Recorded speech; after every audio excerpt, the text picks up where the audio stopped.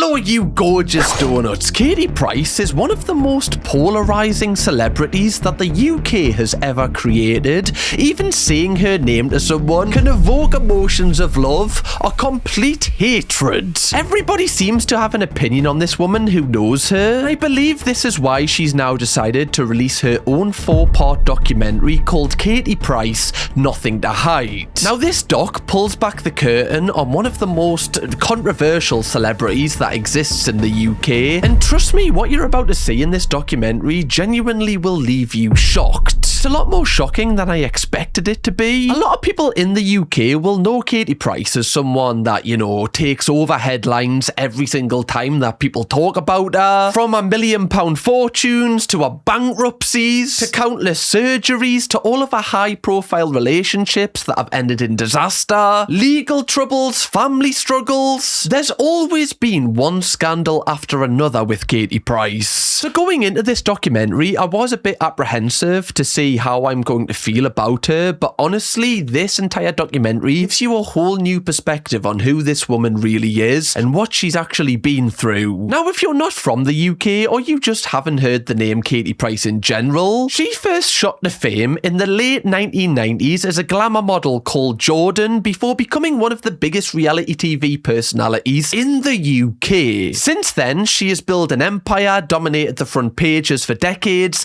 and somehow always found herself back in the spotlight, whether for success, controversy, or her personal battles that I've mentioned. I think the best way to describe her in simple terms is she's basically our Kim Kardashian, I think. But not anymore, as you're going to see. Now in this video, we're going to walk through the biggest revelations that are discussed in the documentary, things that we have not seen before. We're going to cover all of the topics that have been going viral, that people have been talking about for all the wrong reasons. The emotional scenes from her children, which I didn't really expect to see in this documentary, and also how all of our ex-boyfriends are in this documentary and give their 2 pence on everything to do with Katie. And we're also going to expose the truth surrounding one of the biggest controversies around Katie Price that took the media by storm for decades. Honestly, I think you may have a different perspective on Katie if you already know who she is and have an opinion on her by the end of this video, donuts. So make sure you stick around because some of the biggest twists do come towards the end of this. So I hope you're sitting comfortably because we're diving deep into this huge 4-part documentary that has recently been released.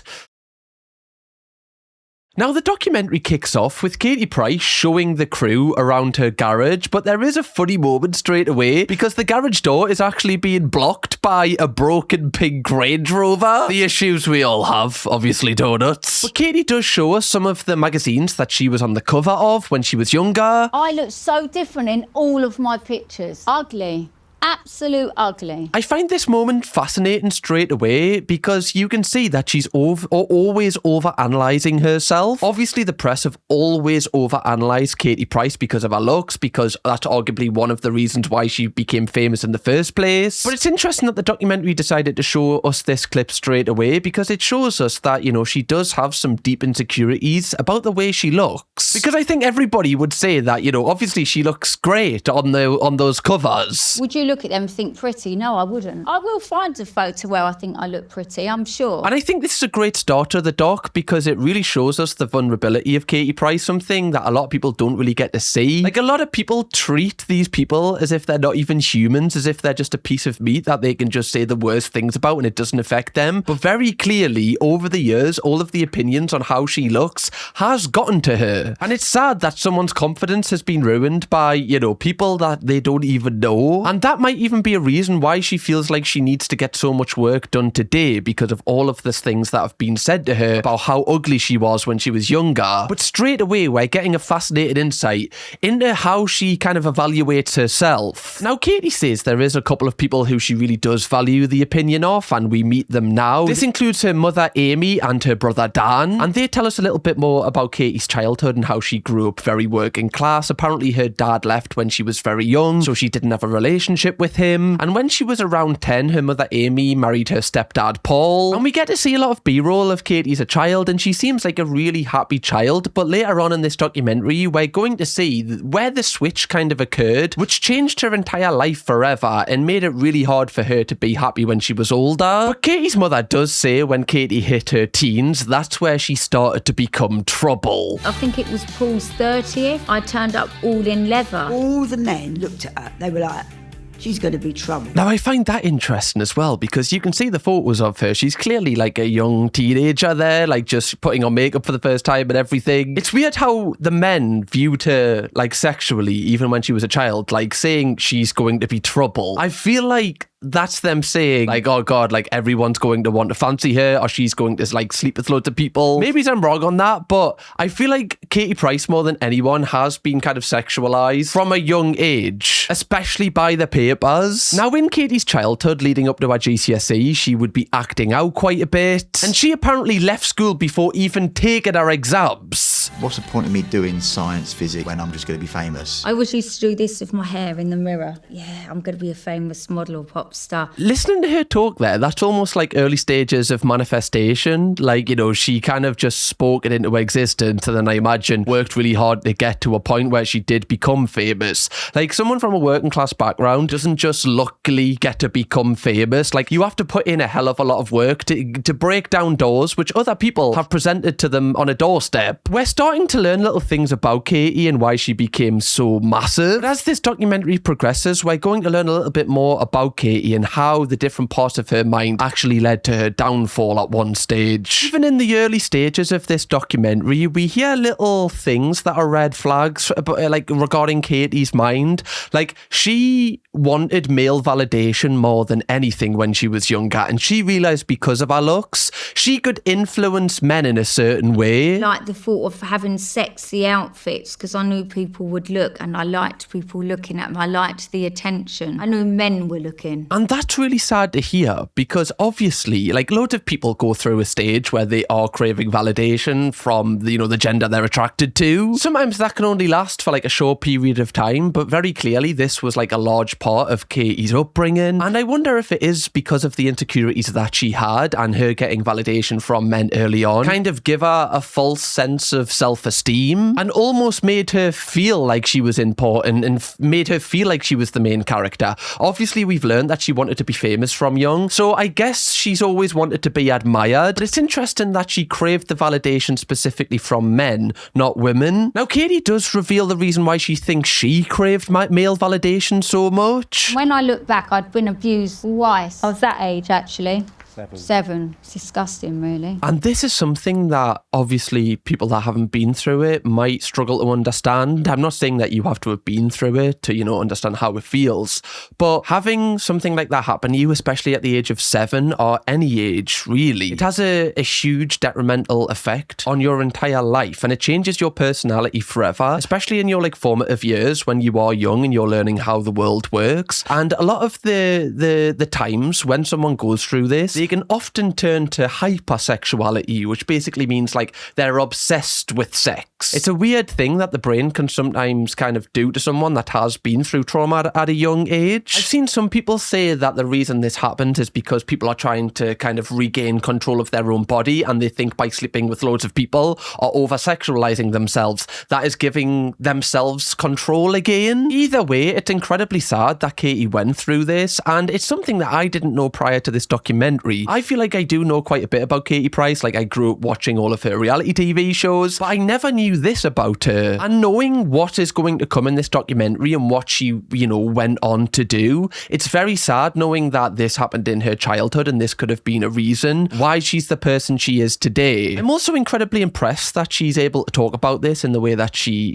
has. I don't know if she's been through therapy, but she obviously feels comfortable enough to bring it up in this documentary in front of people that she's probably just met. It's incredibly brave, and I do think it will help other people that may have been through the same thing. Katie also goes on to say that she loved to be dressed up and loved to have like men looking at her, but she hated them touching her, or even the idea of them touching her would like send her like crazy. And again, that could be tied to what she went through as a child, you know? The men touching her is almost like she's losing control, and it's obviously going to bring back the horrific memories of what she went through. And she says when she was 17 and 18 and started to go out clubbing, she loved the fact that men couldn't have her, but they wanted her, because again, it's all about that. It's all about her regaining control after the horrific thing that she went through. Now, interestingly, at this point in the documentary, we actually get an insert from Katie's boyfriend at the time. A lot of Katie's boyfriends are going to be in this documentary, and some of them have terrible things to say about her, and others have nice things to say, which is going to be interesting to get like a balanced perspective on Katie, so it's not a completely biased piece of media. Now, Katie's boyfriend at the time, Gary, says that he was a semi-pro footballer, and like everybody in the area kind of knew him, and Katie was known as Gary's girlfriend. Like, Katie Price wasn't the famous one at this point. However, Katie was still obsessed with being the famous person. She still wanted to be like world famous and have the attention she craved so much. Now, she did want to be like a supermodel, like a catwalk kind of model. However, she wasn't tall enough, I believe, so she actually ended up being a glamour model, and she would send topless photos to agencies when she was on a lunch break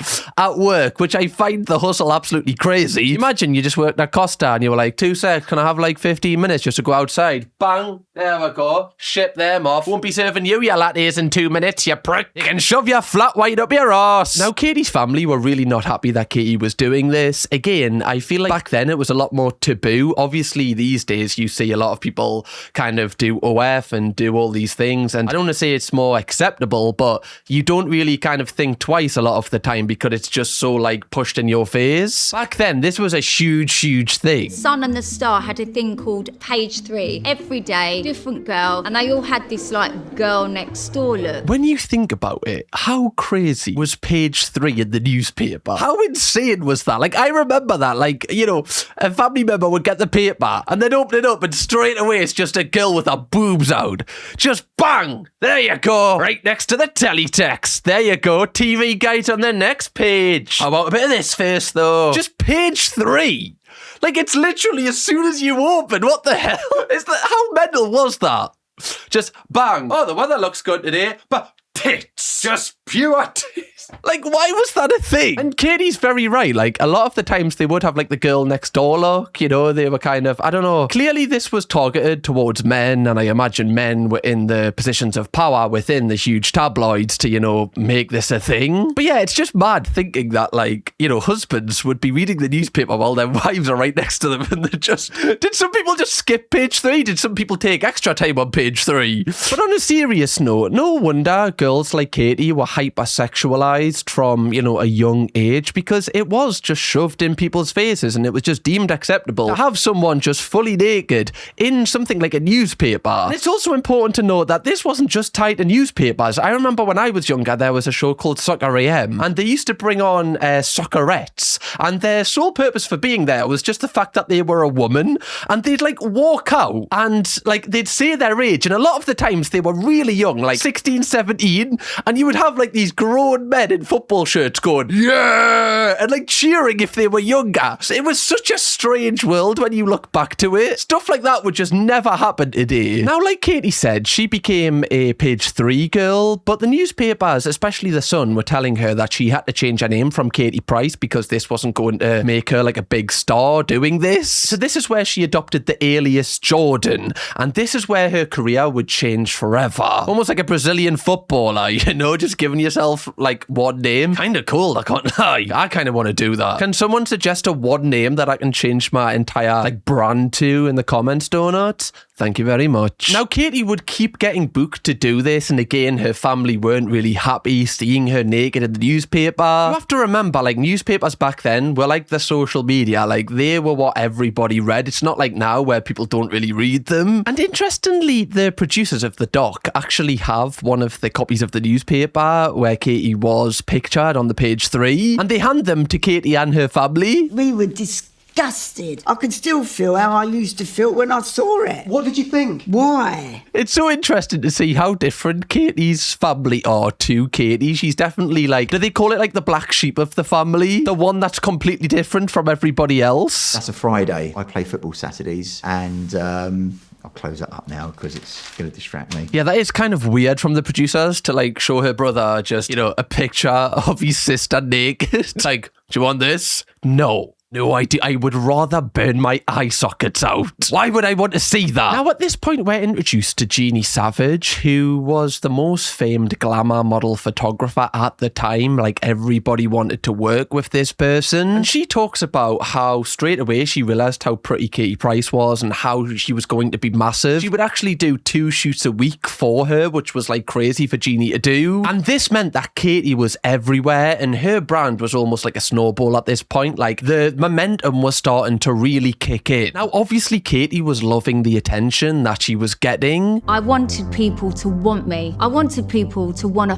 fuck me. Bloody hell. I mean, they really aren't blurring anything in this documentary. We're going to have to blur it, otherwise this YouTube channel will get terminated. But even the way that Katie's speaking, like saying, I wanted people to want to sleep with me. Like, you can tell she's just hypersexual because of what she's been through. But the most powerful thing about it is they couldn't touch me. It's just a picture. And again, it's this constant reaffirming in Katie's mind that she's the one now in control. She dictates who can and who can't touch her, which obviously should be the norm. But this wasn't her experience as a young person. So her regaining that control is like really huge for her. Now, because Katie was everywhere in newspapers at this point, this led to her getting roles in TV. She would often be on very like male targeted shows such as football things. There was this one where she was reading out the football scores. Find out what the latest scores are, Katie.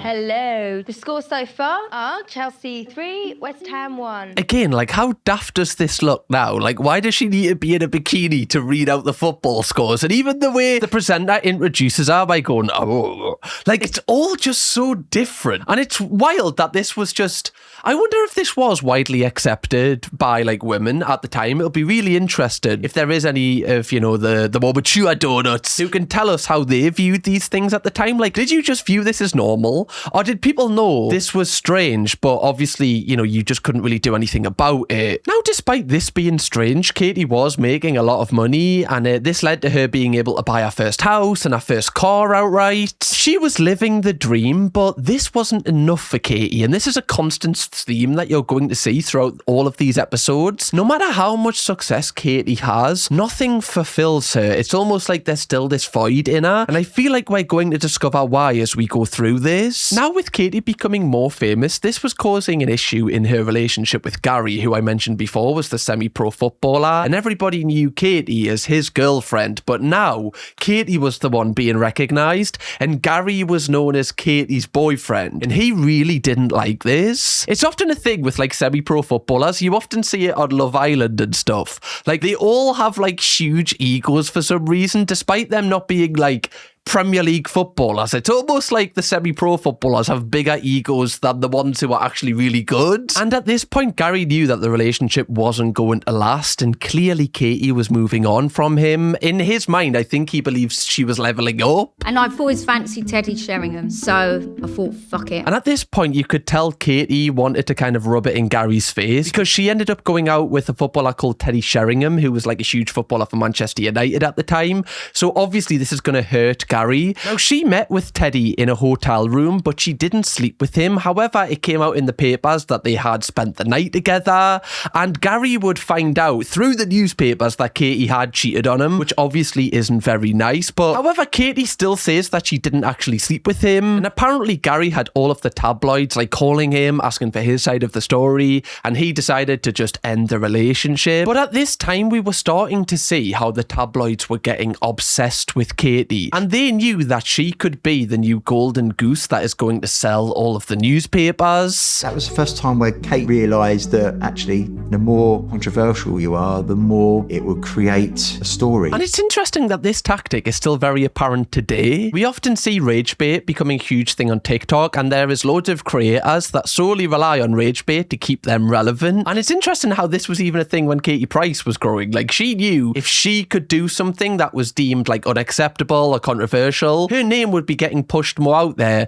which means more money in her back pocket. And if you only know a couple of things about Katie Price, you will know that she is renowned for having big boobs. Like, that's just like part of her brand at this point. And this was because she actually decided to have a boob job because she knew it would get people talking about her. Now, again, it's important to note that back then, getting a boob job was like a huge thing. Like, if somebody got work back in the day, like, everybody knew about it. Now, again, I don't, it's a lot more widely acceptable. Like, people get little bits done all of the time and people don't really blink an eye. But back then, this was like a huge story, which again is such an interesting contrast to today. Like, even Page 3 at the time had its own moral compass, apparently, saying that every girl that featured in their newspaper or on Page 3 was silicone free and was all natural. It's fascinating that Page 3 thought that they, you know, had some sort of moral compass here as well. Oh, we don't have girls with boob jobs on. Come on, we've got standards. Now, I was surprised to find out that Katie getting a boob job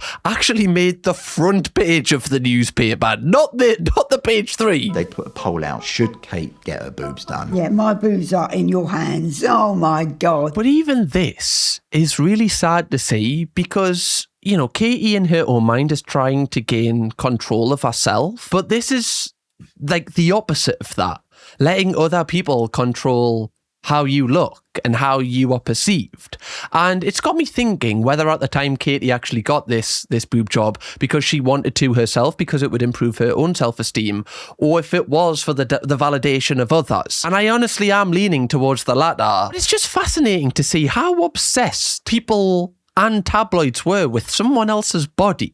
Like, it really doesn't affect them. Why were they putting a poll in the newspaper about this? But it's even more fascinating that there was an audience for this. Now, when Katie got her boob job, her mind obviously is never satisfied with anything, so she always had to get them bigger and bigger and bigger. Like, they were never the right size. Very much like her fame. Like, no fame is enough to satisfy Katie. And while she's telling us this, we get to see clips of the surgeon showing us the different implants that he did put into Katie, and weirdly he like punches one of them for some reason. What do they feel like? They're quite tough?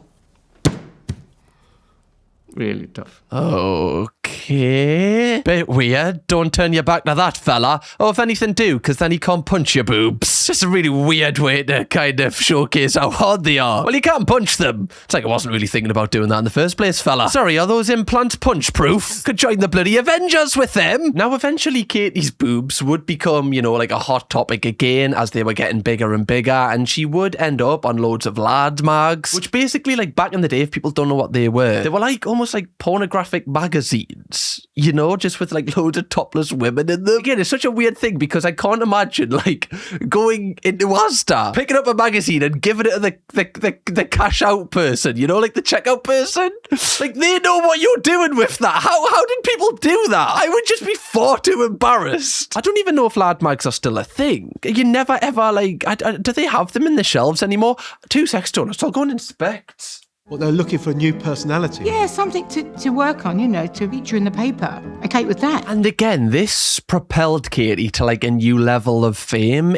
People have even compared her fame at the time to Princess Diana, the amount of coverage she was getting from tabloids, which is crazy, by the way. Two totally contrasting people, you could argue. Now, at this point, Katie would then start dating a singer called Dane Bowers, and it's very interesting to know all of Katie's partners at this point seem to have their own level of fame as well. It's almost like she wanted to be with them because she knew that it would propel her even further. Everything Katie did at this point was to make her brand bigger, in my opinion. However, Katie does say that Dane was the love of her life, and every single time that, you know, she was spending time with him, she would be giddy and she'd never felt like this before. Even when she was told he will be taking part in the documentary, apparently she got like really nervous and she started to get the butterflies again, which I'm sure our current partner absolutely was thrilled to hear. Now, they both talk about their relationship and, you know, the happy moments that they had, Katie does say that Dane was controlling and he didn't like the fact that she was taking topless photos. People kind of looking at your girlfriend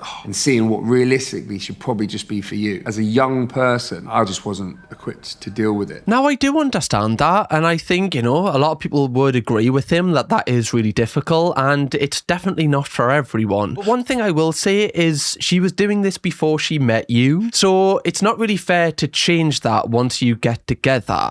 Like, if someone now does OF and they did OF before they met you, you can't stop them from doing OF when you're together because you knew what you were getting into. Like, you can't change that person. If they want to change that themselves and stop because they're with you, fair enough. But you knew what you were getting into, so you don't really have a leg to stand on in terms of, like, you know, changing the woman that she is. I just think it's nuts to get in a relationship with a glamour model and don't like the fact that she's a glamour model. And it got to a point where Dane actually asked Katie to stop doing all of this. Everything that made her famous and made her money, he didn't want her to do it anymore. And because Katie loved him so much, he actually agreed. I've always needed a man. As much as I've got this power image, even though it is me, they chip away at it. Honestly, this documentary is so raw and it's so fascinating to see someone just actually kind of look at themselves and be honest and not try and like paint an image that they're the perfect person. I like how raw and vulnerable Katie's being here because she's telling everyone, look, like, I am vulnerable. Like, I am insecure. Like, I need a man. Like, my entire life I've sought male validation, and this is the reason why I stopped doing everything that made me successful, because I needed the validation from a man that I love so much. And I know a lot of people will be looking at her and thinking that she's stupid for this, but when you are in love, when your emotions are so strong, you think with your emotions rather than your logic, and your logic gets clouded, meaning you do make stupid decisions. Katie's stepdad even says that he believes Dane is the reason why Katie from now on always needs a man in her life. Like, he's the one that made her insecure. Katie's stepdad often says he wishes he could have like helped a little bit more, but he never wanted to overstep because Katie's not his blood child. And Katie even goes on to say she thinks she has a void in her life because she doesn't know her real dad, and that's why she might always seek validation from men on top of the other experiences that she's had. And just hearing her say this is really, really sad because clearly she's still experiencing these feelings today. This is part of her makeup at this point. Now, whilst Katie was kind of fitting herself to be the perfect girlfriend for Dane, Dane was out making music videos with people like Victoria Beckham. And it's all right for him to go on stage flaunting it, having girls coming up to him and stuff. I was a nothing because it's now Victoria and Victoria and Victoria. And this is something a lot of the time that like insecure men will do. They will kind of, you know, make their girlfriend rely on them so that they can't really do anything else. So they kind of take the power away from their girlfriend. And when they feel like they've got them where they want them, then they will go out and start being a little bit like flaunty with other women because they know they can kind of push the boundaries a little bit more because this person can't leave them anymore. Because what have they got to go back to? They have nothing to fall back on. And it's interesting that Katie had found herself back in that place after being so independent in her own mind for a long time. And what made things worse is Katie would often go on tour with Dane, like, you know, follow him to all his shows. However, the only shows that she wasn't allowed to go to was when Victoria Beckham was there. And obviously, you know, as a partner, alarm bells are going to be ringing because the one person you're worried about is the one person you're not allowed to meet or the one person you're not allowed to go to the shows to. Like, that's going to spring so many alarm bells and make you even more insecure. And this obviously angered Katie, which led to her going back to doing naked calendar shoots. And because Katie decided to do this, Dane actually broke up with her. And Katie was so distraught that she actually downed loads of pills and she had to be rushed to hospital. And I got there and she had a picture of me on her chest, and I'm in this situation that you forced. How dare you? Really. And even then, hearing him like talk about him as the victim, obviously this wouldn't be nice. You know, your ex-partner, I guess, like doing this, you know, you are going to be in a state of shock. But making yourself to be the victim, thinking that she's just doing this for attention, you can definitely tell that there wasn't much empathy in that relationship towards Katie. Obviously, this is Katie's own doing this. But obviously there was a reason in her own mind why she felt like this was the only option to cure her pain. And it's so sad to see this because obviously, like, everyone can see that Katie had her own career at this point. Like, she didn't need this guy to be famous, but because she seeks male validation validation so much, she's convinced herself that she can't cope without having him in her life. Did I really want to kill myself? No, but I just wanted him to want me, and I thought doing that, he would know how much I love him and I'd get him back. Even hearing Katie say that out loud is absolutely wild, because it shows the desperation in her to be liked and for someone to love her, because she has this void in her that may have been left from her dad or may have been left from what happened to her as a child, as she's explained. She's got this void, and when that void is kind of open and exposed and something isn't filling it, it's like the worst thing in the world, and her mind rushes to the most extreme alternative to sort it. By the way, I just want to make a point here reading this tabloid about her overdose. What is that article on the left? Beckham, I like being fancied by gay fellas. What were the tabloids in this day and age? It's mental that this was like the only form of of media that people had to like consume the news. It's mental that people actually bought this in their millions. Who was writing this shite? Now, after this happened, Dane still didn't get back with Katie, and Katie kind of wanted revenge, so she decided to go and get another boob job, but her surgeon who did her 2 previous ones wouldn't do her 3rd one, so she had to go to another surgeon. Again, interesting that she's changing her body again to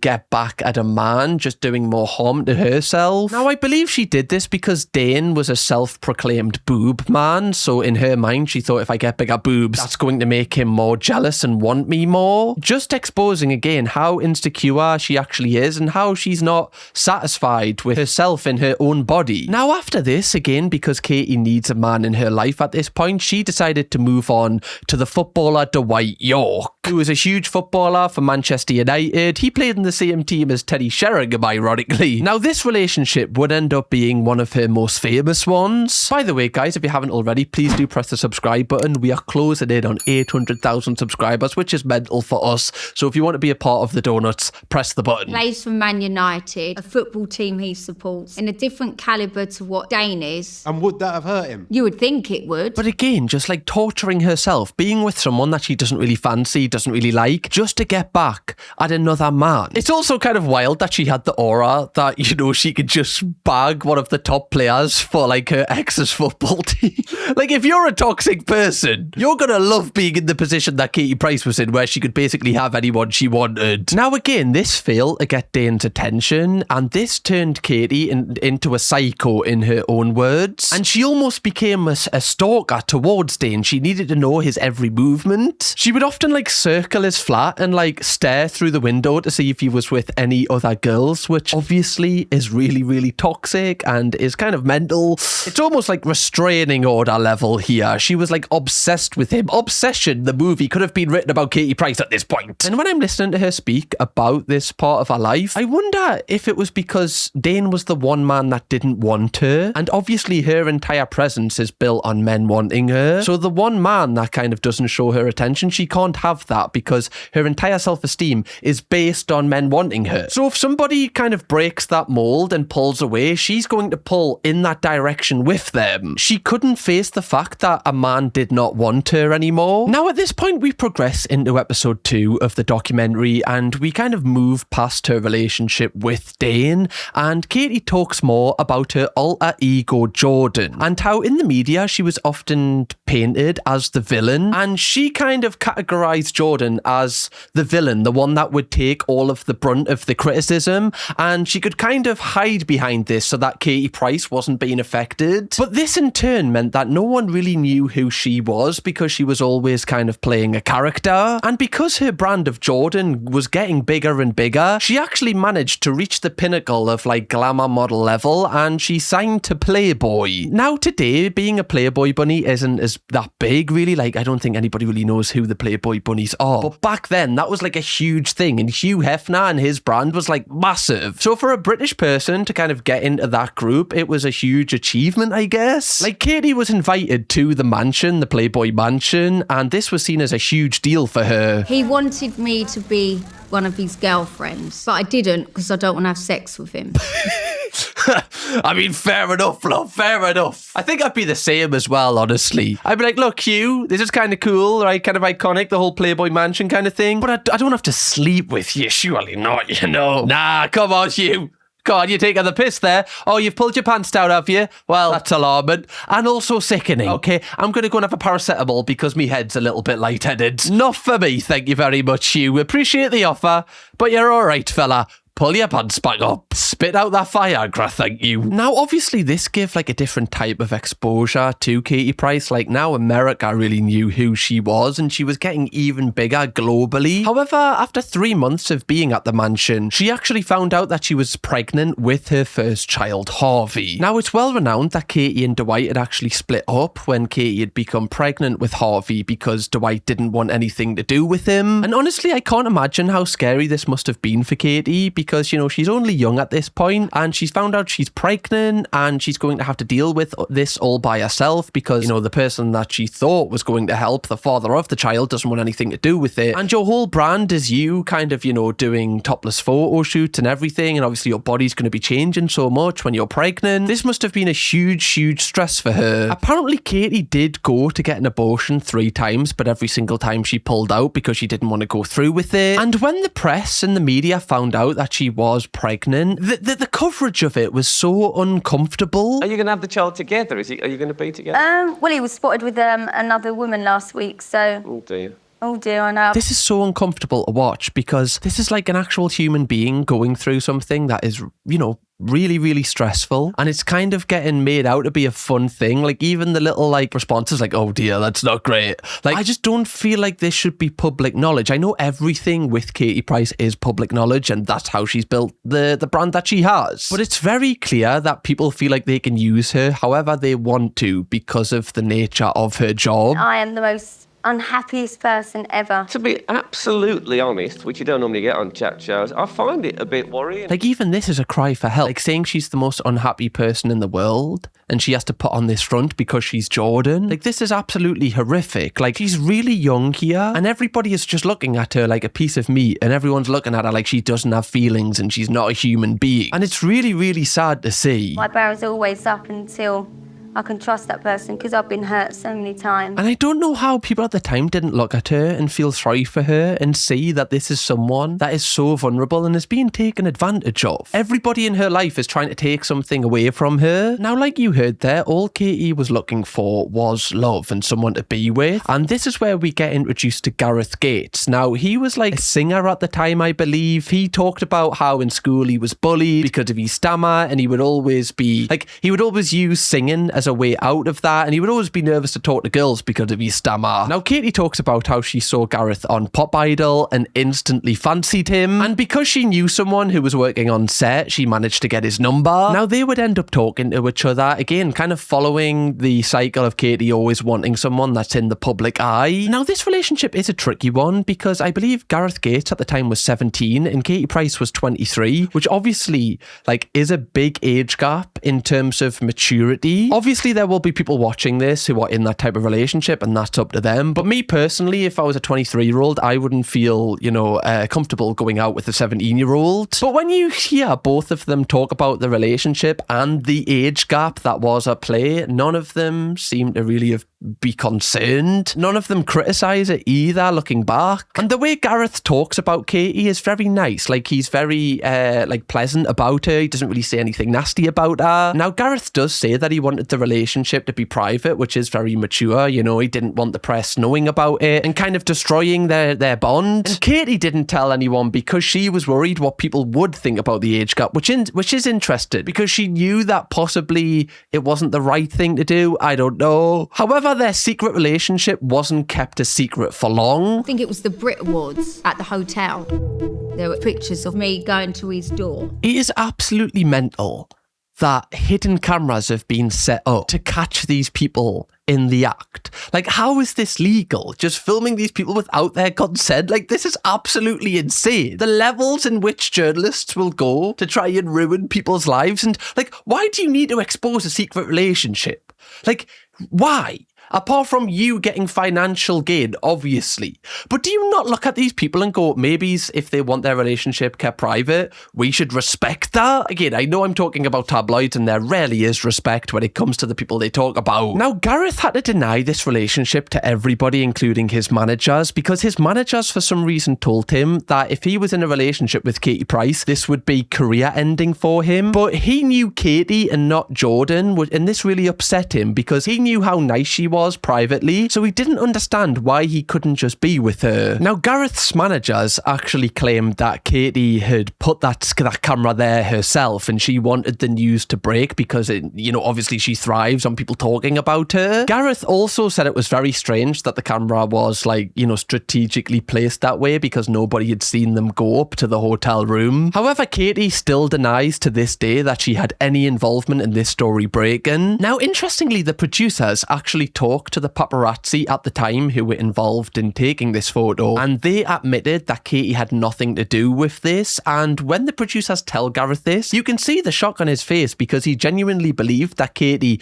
had, done this on purpose because of what his management had told him. So he'd been manipulated by his management to believe this, and it's very deep for him because obviously this was a reason why they ended up splitting up. Because after this, Gareth would kind of pull away from Katie and he would stop messaging her, and obviously when somebody doesn't want Katie anymore or isn't attracted to her, she hates this and she feels like she needs to get revenge on them. Now, we are going to see one huge thing that Katie Price did in revenge towards Gareth Gates, which is honestly appalling. Now, it's also important to note at this point, Katie was a new mother, she had a baby at home as well, so she was dealing with all of that as well. We do get to see little clips of her FaceTiming Harvey back in the day, and one thing I do want to note is that Katie, in my opinion, has always been a great mother to Harvey. For anybody that doesn't know things about Harvey Price, he has his things which he goes through, and a lot of people take the piss out of him and meme him online, which I find really ridiculous and horrible. But you can tell how much love Katie has for him and, how she cares for him. We are going to see in the last episode of this documentary how she did struggle to care for her other two children and how her other two children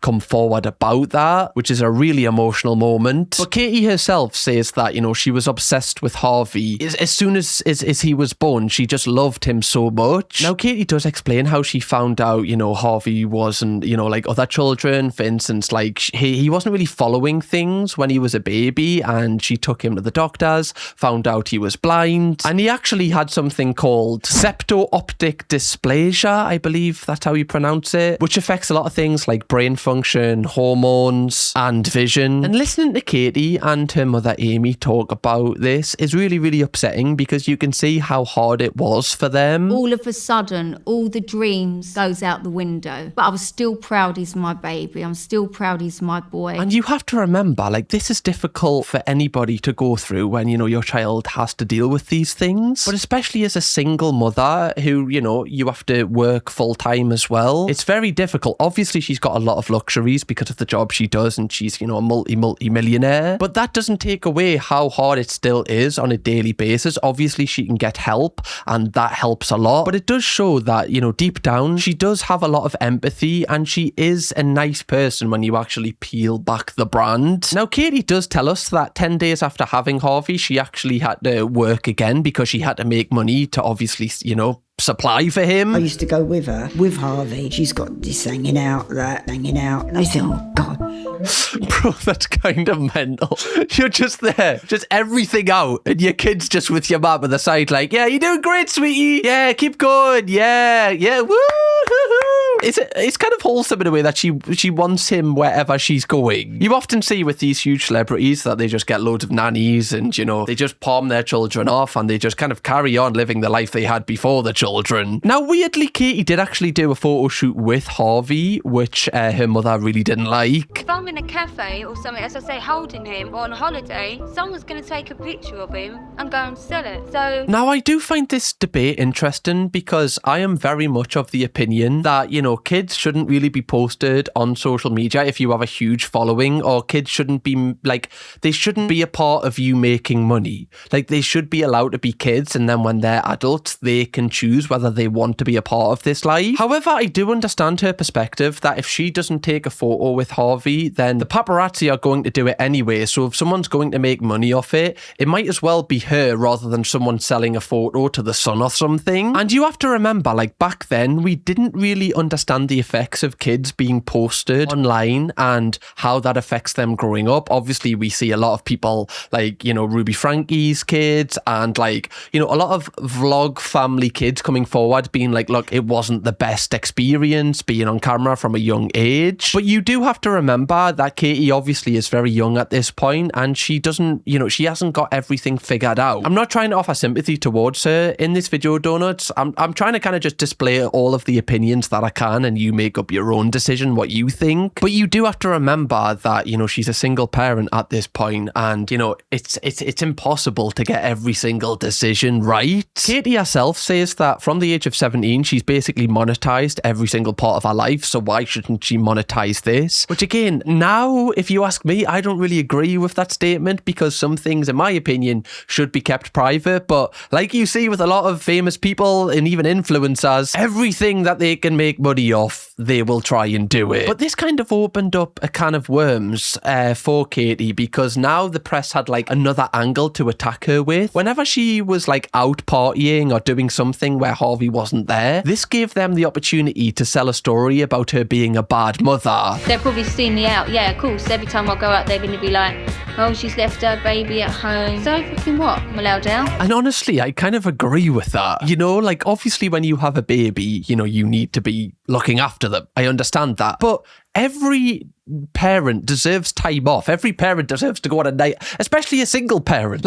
You should be able to go out once in a while. You're still a human. You're still your own person. Yes, you've got a baby and they're the main part of your life now, and you need to put them before you. But that doesn't mean that you shouldn't be able to have times enjoying yourself. Every parent should be able to do that. It's just the fact that when Katie does it at this point, everybody knows about it. And you're not seeing photos of her with her child 6 days of the week. You're only seeing the one day when she's not with the child. So from an outside perspective, it looks like she is a bad mother, because the only time you ever hear about her is when she's out drinking. And this is the way that tabloids back in the day were able to manipulate information, because there wasn't social media. There wasn't an avenue for people to post their everyday lives. And I guess that is the one positive of social media, that, tabloids can't drive a narrative as much as they used to be able to. The power's not there anymore. And it's also interesting that there's never any mention of Dwight York being a terrible dad for leaving him completely.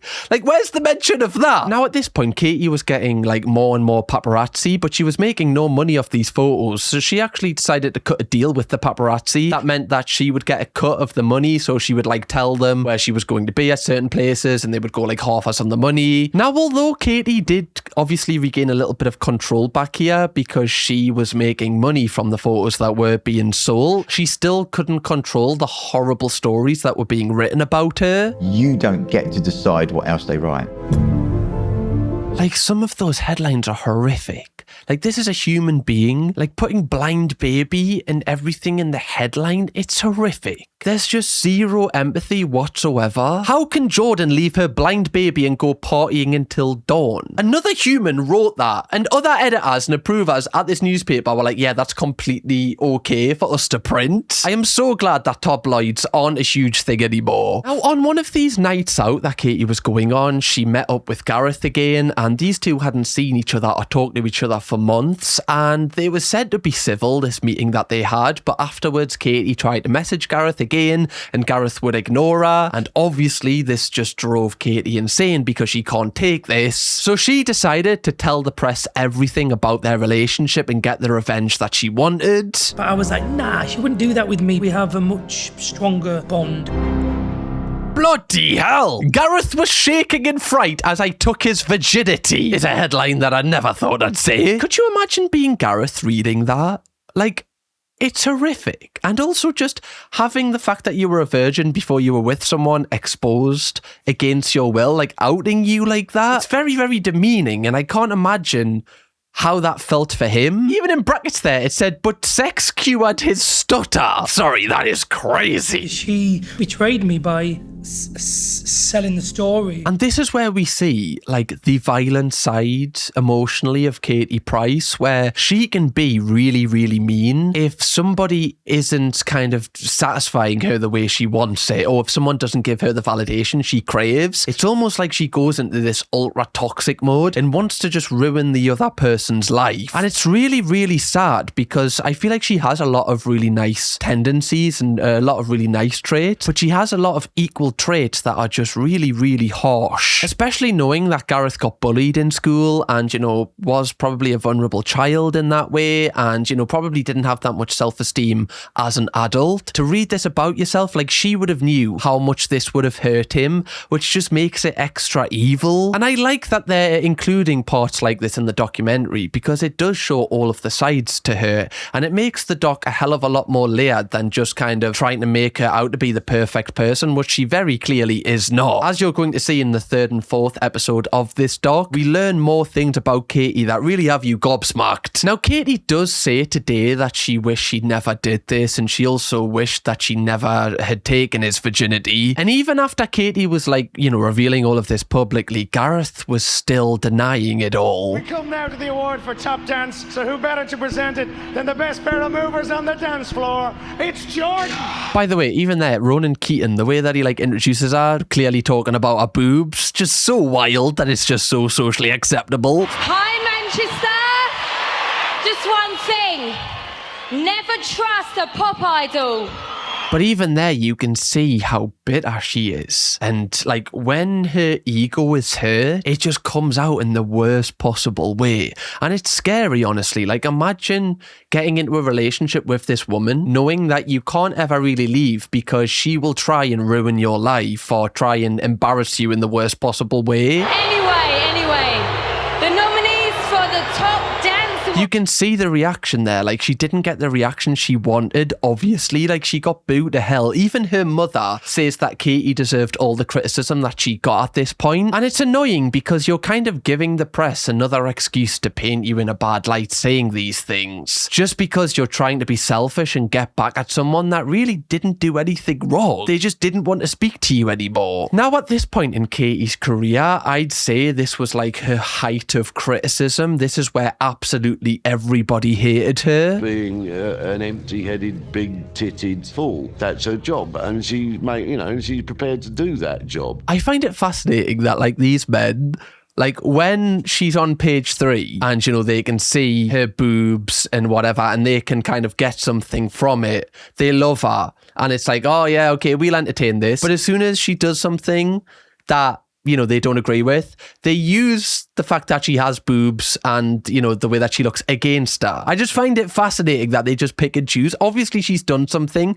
she should be criticised for, but that guy is just using this as an opportunity to tear down how she looks, which completely just voids the criticism. It's just something very tacky about Jordan. Now, Katie says at this point that she used the Jordan name as like a shield. So basically, all of this criticism was towards Jordan, not actually Katie Price, which is really interesting how she was able to kind of compartmentalize that and, you know, kind of be comfortable in her own skin knowing this wasn't actually about her because the person she was portraying wasn't her. Now, this level of hate led to Katie needing to make a change. She needed people to see Katie Price and not Jordan, and this is where she decided to go on the show I'm a Celebrity. Now, everybody in the UK knows how big of a show this is. It's on towards Christmas every year. It has huge viewing figures. It stood the test of time, unlike X Factor and Britain's Got Talent. It's still widely watched by a lot of people. And with I'm a Celebrity, if you are one of the more hated people, it kind of works in your favour because you get more airtime, because you get voted to do things called Bush Tucker trials, which are basically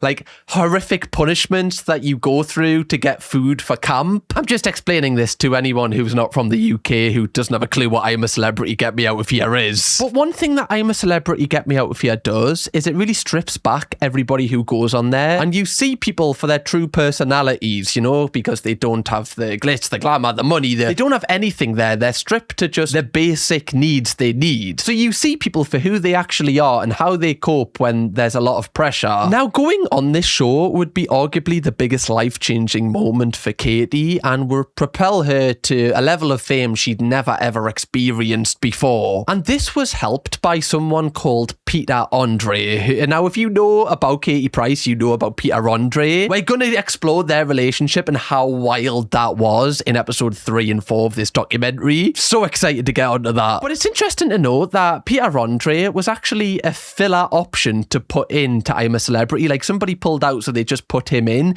He wasn't that famous. I also think it's interesting that the casting director who is talking in the documentary calls Peter Andre a filler character. I just think that's some hilarious shade to put in. But I'm a Celebrity would get underway, and obviously everybody hated Katie, so she was getting voted to do every single Bush Tucker trial, which meant she was getting a lot of airtime, which also meant that people were able to see her real personality. And as the episodes were going on, people were understanding that, oh, this girl is actually really nice, like she's nothing like this Jordan persona, and they were starting to warm to her as they saw her for who she truly is. And they also got to see her form the connection of what would become the most famous couple in Britain, arguably, with Peter Andre. You could see we're into each other there, and it's so cute to look at.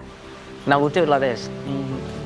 Now, again, it's important to note that I'm a Celebrity was a lot bigger back then as well. Like, there wasn't YouTube, really. There wasn't other forms of media like Netflix and stuff that other people would watch. Everybody was watching this show at this point. And to see two people get together, obviously everybody loves to see that. So it was a huge talking point. And you could tell they both really clearly were into each other, and everybody loved that. Now, we get to see clips of Katie watching this back, and I wonder if this is difficult for her to kind of see, because these would obviously go on to, you know, be married and have kids and have a huge career together. But obviously, as we're going to see, they had such a brutal breakup that I wonder if it's weird kind of watching this back. Now, after Katie and Pete leave the jungle and the show finishes, the public perception of Katie had changed so much, where everybody loved her and was obsessed with her. And everybody just wanted to see more of these two together. But one person that was really suspicious of Pete was Katie's mother. Are you interested in Kate or Jordan, Peter? I never liked Jordan at all. Yeah,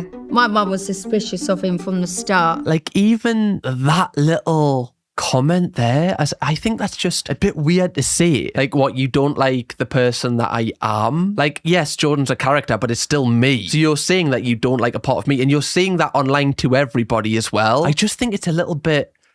I think it's a bit embarrassing, really. But obviously, because Katie is obsessed with like male validation, she kind of ignores the red flags when she gets with people. She's done this with all of her relationships. Now, moving on to when Katie and Pete actually got to the UK, everybody was obsessed with them, and they had so many offers from different agencies and different networks to do shows. The demand for these two was said to have been more than Victoria and David Beckham, which is crazy. The public were just so obsessed with their relationship, which I find interesting because, like we said before going into I'm a Celebrity, Peter Andre really wasn't a big celebrity. It was just the fact that the public had been invested in their relationship from the show. I think it's very similar to like couples who are big from Love Island, like Molly May and Tommy Fury. A lot of people love those because they've seen their relationship develop and they feel like they're invested in the relationship themselves because of that. But honestly, the relationship between Katie Price and Peter Andre was like a different level to anything I've seen before. At the time, I didn't think of it like that. But when I look back, it made a massive difference for him and his career. I reinvented him, basically.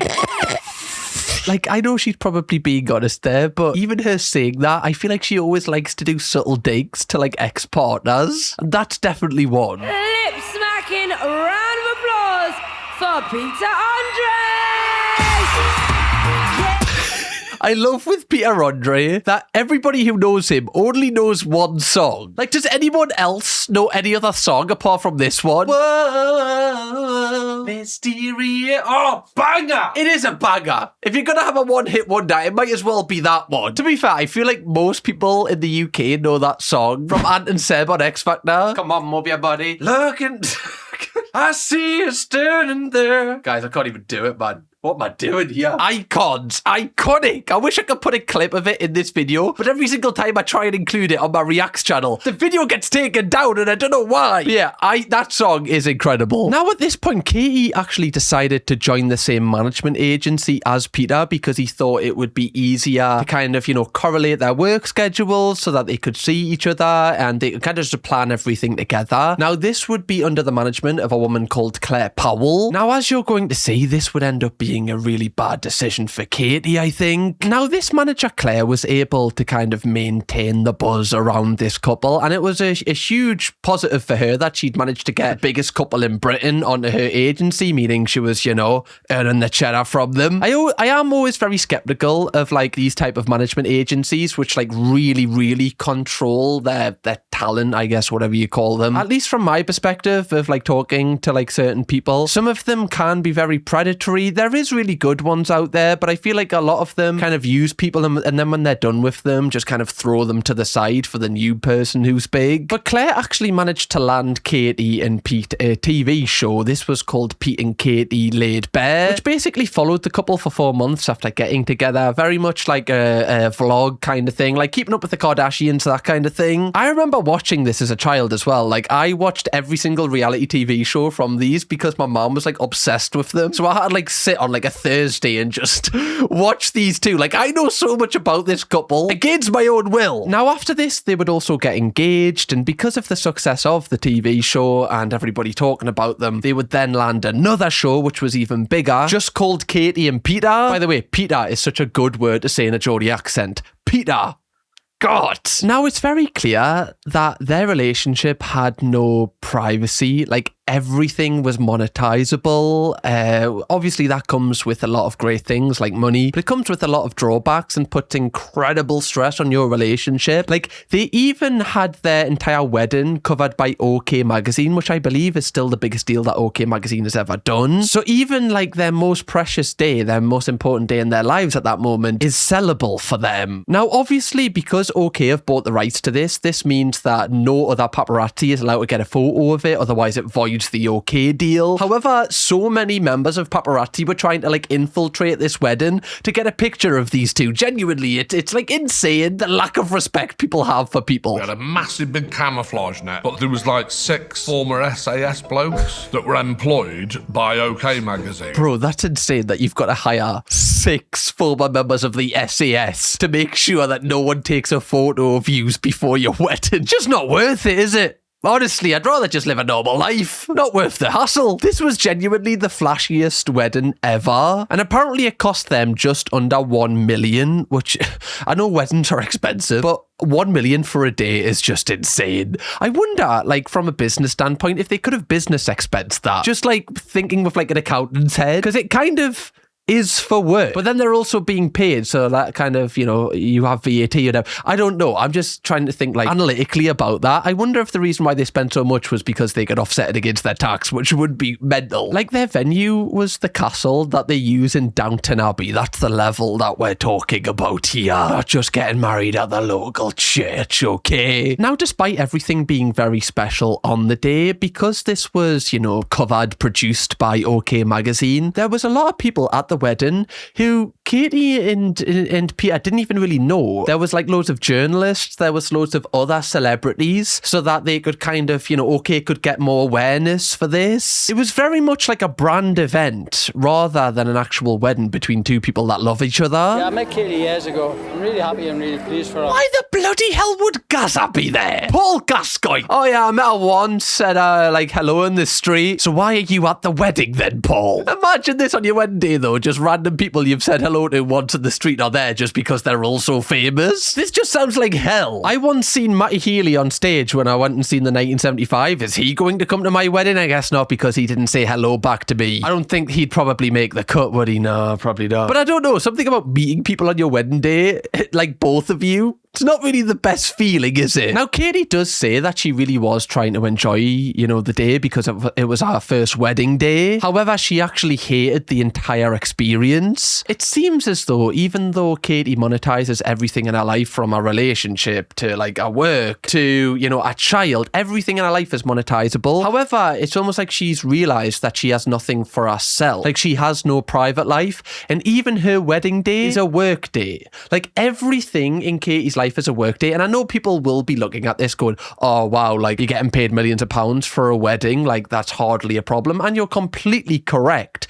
But there will be nothing of substance in her life, which kind of revokes you of any purpose. Because yes, you can get a purpose through working, but if you have nothing that is satisfying that emotional side of you, it doesn't matter how much work you're doing or how much money you're making, because you're not happy. These people could earn £10 million for this wedding, but if it's soulless, like, is it worth it?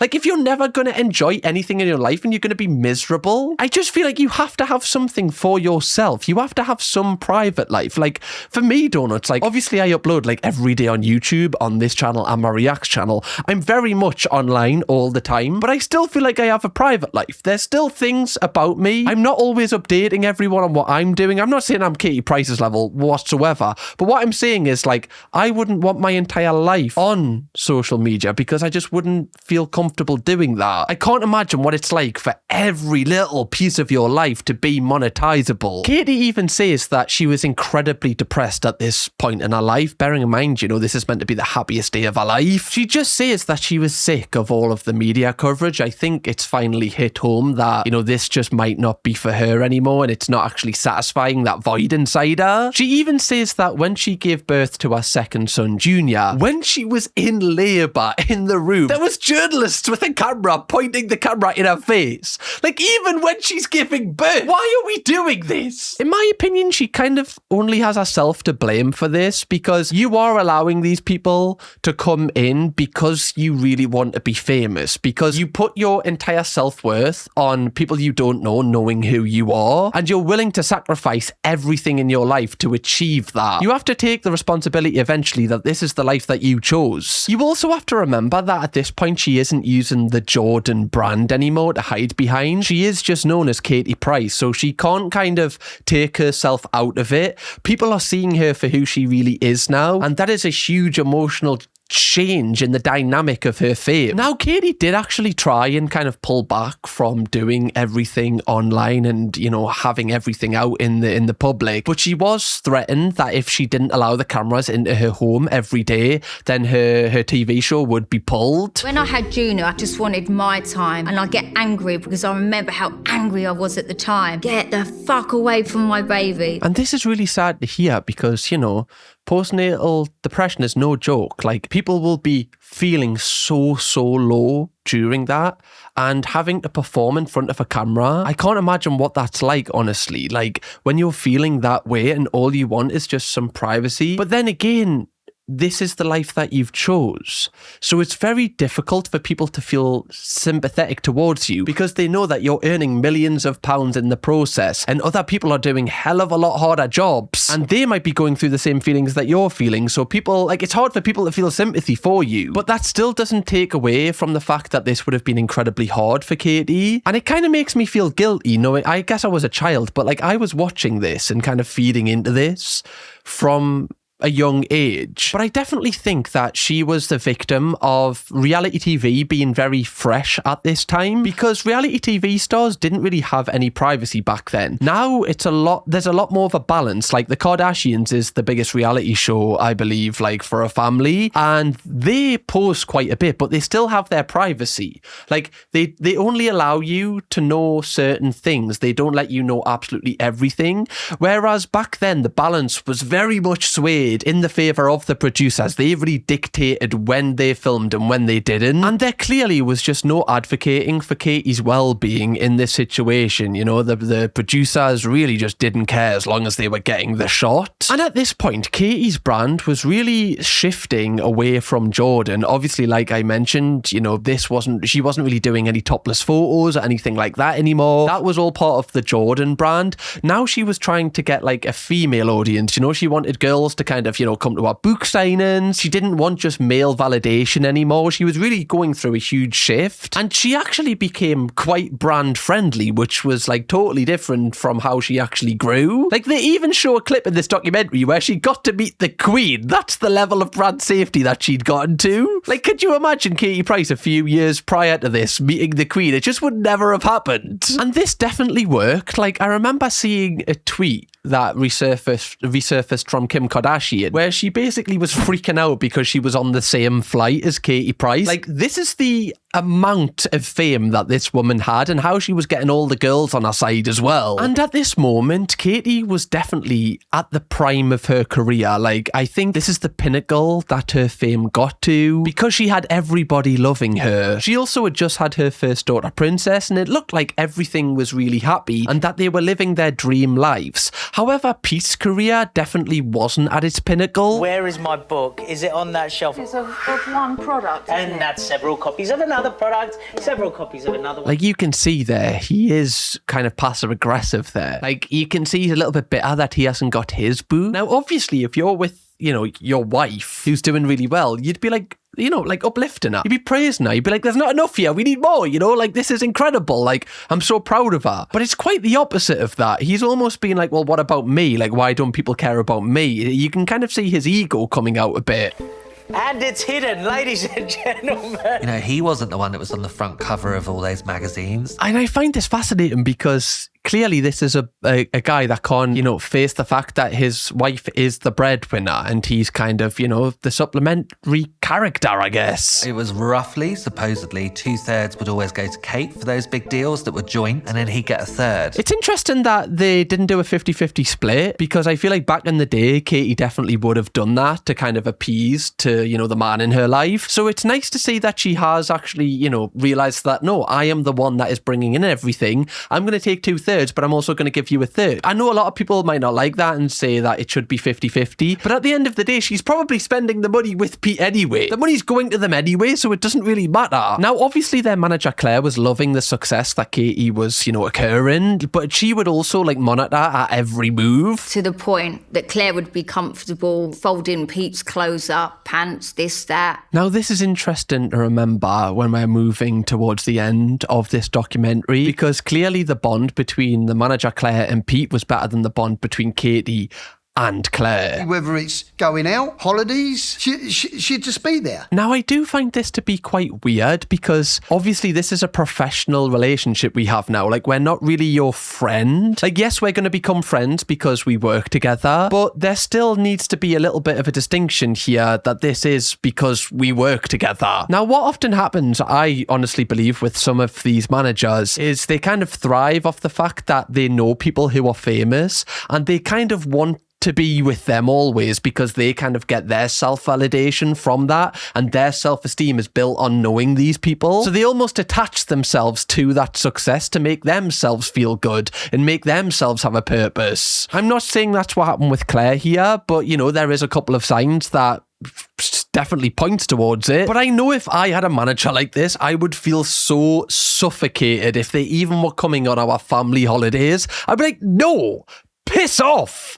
Go away. We're not working on holiday, so we don't need you here. Now, Katie even says that she kind of lost a bit of her identity here because Claire wouldn't allow them to do anything. Like, if they wanted to do anything, they'd need her approval. It was almost like she was their parent. And this caused a lot of tension between Katie and the manager Claire because obviously Katie doesn't like getting told what to do. And this would start to boil over when Loaded Magazine were doing a cover piece on someone and they wanted Katie Price as the main person. Article was centered around women of the decade. Katie said that she wanted to be laid down with soldiers and army guys masturbating over her face and her hair. That obviously went down like a sack of shit with Claire. Sorry, I kind of think that's hilarious because Katie, despite having her entire image changed to being brand friendly, she still has that streak in her where she has to get revenge on someone she doesn't like or provoke them. She can't have somebody having something over her. And honestly, I don't feel like stuff like this should be stripped back. I know that's intense what she said there, obviously, but It's just part of who she is. And you could argue that Claire is stripping that away from her at this point because obviously it makes her more money and it makes, you know, Claire more money as well. Now, this obviously just created so much tension between Katie and Claire, but it also created tension between Katie and Peter as them two were starting to have little bickers all the time too. Like, Pete started to get annoyed at the way that Katie dressed and he didn't like the way that she drank alcohol. You're going to a nightclub and you're the main... Pete, come on. And this is kind of giving flashbacks to, you know, her previous relationships where they were very controlling and they're kind of trying to change things about her. And I definitely think that, you know, Peter Andre is probably just feeling insecure here because his partner is absolutely massive and he might not feel like he's doing as well, and her going out to nightclubs, he might think that, you know, she's meeting other successful people or other people she wants to get with. Again, if you're not busy and you're just sitting with your own thoughts, it's like the worst for your mind, and this might have been the case for him. That doesn't make it right though. And things would only get worse when they all flew to LA because apparently Peter Andre was recording for his new album, and obviously the reality show would follow them to LA. And at this point it was very clear that the relationship was rocky. I remember watching this at the time thinking it was strange as a child. They were in a shop and Kate struck up a conversation. Pete was sort of saying he doesn't know who you are. No one knows who you fucking are. Fucking singer no one fucking knows about. Like, this isn't couples kind of taking the piss out of each other. This is like deep stuff. We're playing on the deepest insecurities here. Stupid, arrogant, miserable cow shit. Arrogant because I'm talking to someone genuine. They just sit there fucking lying. This is obviously really uncomfortable to watch back, like the way that they're speaking to each other, but the way that Peter Andre is kind of talking down to her, like he's really going for it here. And this all started because she was speaking to another guy that was literally just in the shop. They were stuck in the shop because there was paparazzi outside and they couldn't leave. It looks like an insecurity thing, but again, when two people are together and they're not bringing out the best in each other, sometimes the worst sides of them come out, and you know, this might not actually be who they are as people. Anyone that has been in a toxic relationship, I imagine your best side wasn't coming out when you were in that relationship. But again, this is no excuse for the way that they are talking to each other. In the relationship, I lost control of who I was. I couldn't be my full self in the end. Stupid, arrogant little fucking cow. Like, imagine someone talking to your daughter that way. I know she is also playing on his insecurities, but she's not like name calling like that. Like, the name calling is just horrific from Peter Andre. Like, that's his wife. But again, like, this is clearly just toxic at this point and, you know, is becoming unsalvageable. Now, because Katie thought she was losing herself, once they returned back to the UK, she actually decided to leave Claire's management. But Peter wanted to stay with Claire because they were known as like siblings, like they were so close, which obviously just led to the downfall even more of their relationship. Peter even accused Katie of having an affair with the horse riding instructor, which Katie denied. And it seems like Peter is just really insecure that Katie is like wanting any man but him. Like, there was an instance where Katie went to an equestrian range signing that she dropped and Peter refused to come, and after the signing she went out with a load of people and she didn't do anything. However, the press made out that, you know, her and a horse riding instructor were doing stuff, again just manipulating information, which obviously is going to send Peter Andre's head into more of a spiral. And Katie even says at this point, every single time that, you know, she left the house or she went on a night out, Pete would threaten to divorce her, which again is quite controlling in my opinion. And this obviously led to them eventually splitting up, and Katie said she never wanted to split up with Pete. Also, Donuts, please do drop a like on this video because apparently it helps us out. And she sounded absolutely distraught. I was like, I'm so sorry, I can't believe this. And I'm the only journalist she's spoken to. So that was an exclusive for us. I know this is the point of being a journalist, okay? Like, your job is to sell stories on people, write things. I understand that. Is there not a point where you're like, you know what, okay, if I'm the only person she's told this to, I'm going to just sit with this information and not post it because she's given me so much in the past as, like, you know, a bit of respect, and then when you're ready to tell your story, you can come to me and we can post it. But again, these people are like bloodsuckers. They just like extract as much as they can from people, and then when they're done with them, they just get rid of them. I understand it's your job, but it's just so cold. So Katie left the country to get away from everything, and while she was on holiday, Pete Pete and Claire were doing this like massive press run, trying to take over the press. He's being protected, I'm not. Pete, Claire working behind the scenes for him, very subdued. And this is very clever from Peter Andre and Claire because they know that people have felt a certain way about Katie Price in the past. So they're trying to kind of dip into that and kind of paint him out arguably as like a bit of a victim in this situation. Like he's the family man and Katie Price is just like doesn't care about the kids whatsoever. I have always had a bit of a funny feeling about Peter Andre, honestly. I don't know why. I can't really put my finger on it, but he kind of gives me like nice guy energy, like the people that we cover on the Reacts channel. I can't really put my finger on it. It just seems a little bit off. And again, I think it's wild to use the kids in a media-driven narrative. Like, I know why you use the kids, because it pulls on people's emotional heartstrings and makes you look like a good person, but can you not just leave the kids out of this? This has nothing to do with the kids. Why do you need to use them as a pawn in some sort of narrative? It was said at this point that Claire was basically painting Pete out to be a saint and Katie Price as like the villain. So not only is Katie going through a really public divorce and dealing with the trauma of that, but she also has to deal with like all of the stories that are going around about her and all of this narrative that's been driven towards her. Bearing in mind she doesn't have a management agency at this point who can speak to people and control stuff. She's tried speaking to the journalist, in confidence, and they've sold the story. So instead of fighting back this narrative, she ended up just trying to kind of take her mind off it by going to Ibiza. If I was to break up with a fella, I wouldn't just go out and get pissed. It's what the most of the fucking country would go and do.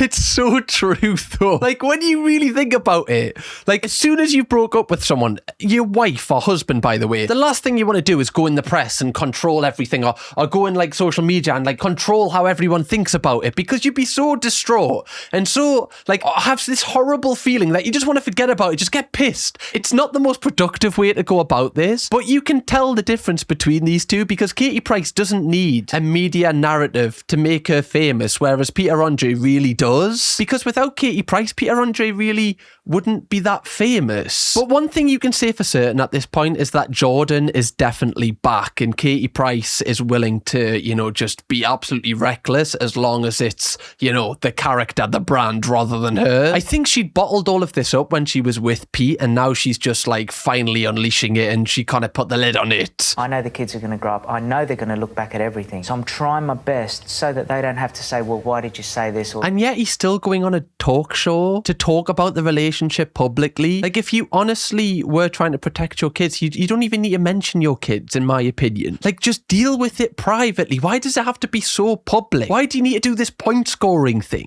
I see this all the time now when couples split up on TikTok or they split up like celebrities split up. It's like point scoring and it's childish. Like why can't you just deal with it with your family and friends? Why do you need to show the public that you're a good person? If you really wanted to protect your kids, you wouldn't have spoke about Katie in a negative way straight away after the divorce and sold stories and done all of that, because that's the mother of your children. The same works for Katie towards Peter in retaliation as well. But clearly Peter wanted to be seen as the nice person, the good person, and kind of throw Katie under the bus, arguably. Now Katie does say that her and Peter have never ever sat down and talked about their relationship. He is one of the only ex-partners who refused to be in this documentary. Now we are going to read statements that both Peter and Claire have sent in for specifically the documentary rather than appearing on it at the end of this video. And it's said at this point, like after this interview and just at this current time in her life, Katie was just on like self-destruct mode. We now progress into the final episode of this documentary, and this one focuses more on Katie's life after Pete, her mental health, her current love life, and we also hear from her children as well,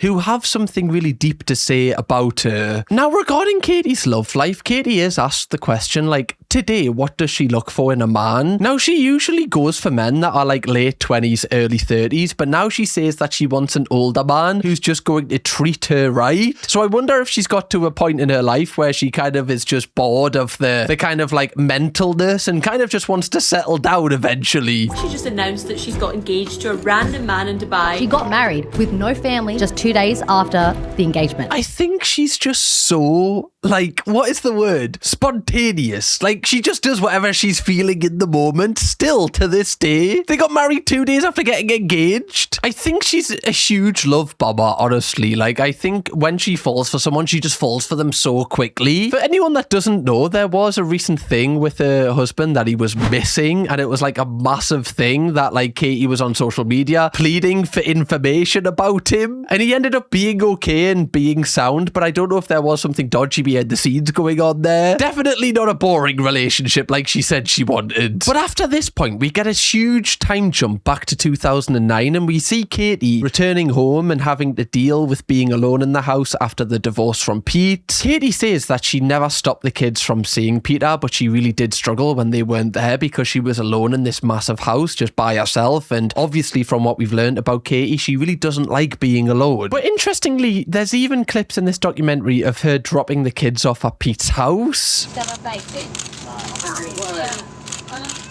Yes.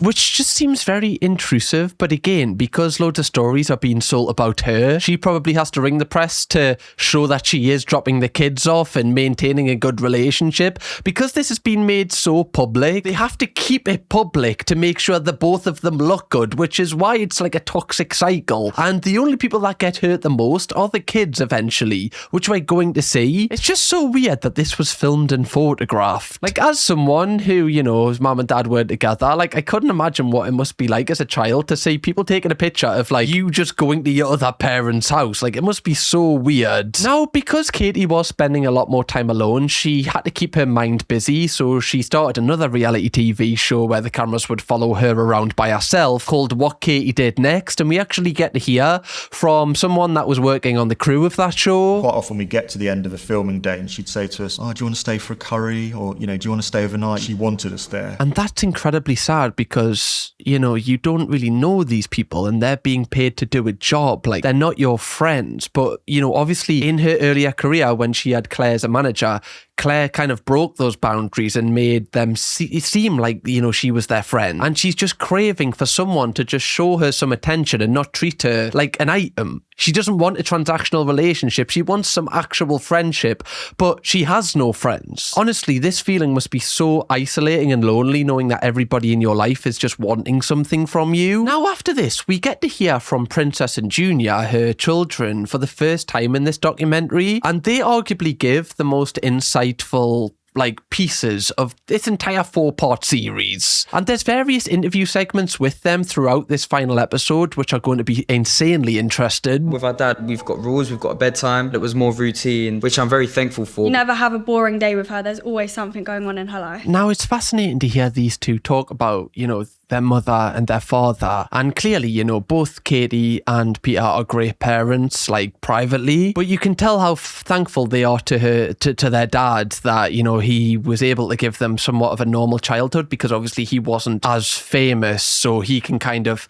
you know, they can kind of have a little bit of a normal life with him. But you can see they are being quite diplomatic about their mother. They're saying, like, you know, we love her, but it wasn't really an environment that you should really be growing up in. And I often do see these two get a bit of criticism online for the way, like, especially Junior, because I think he's trying to be like an artist or something. And one thing that you have to remember is it looks like these two have a silver spoon, and, you know, they probably have a lot of advantages.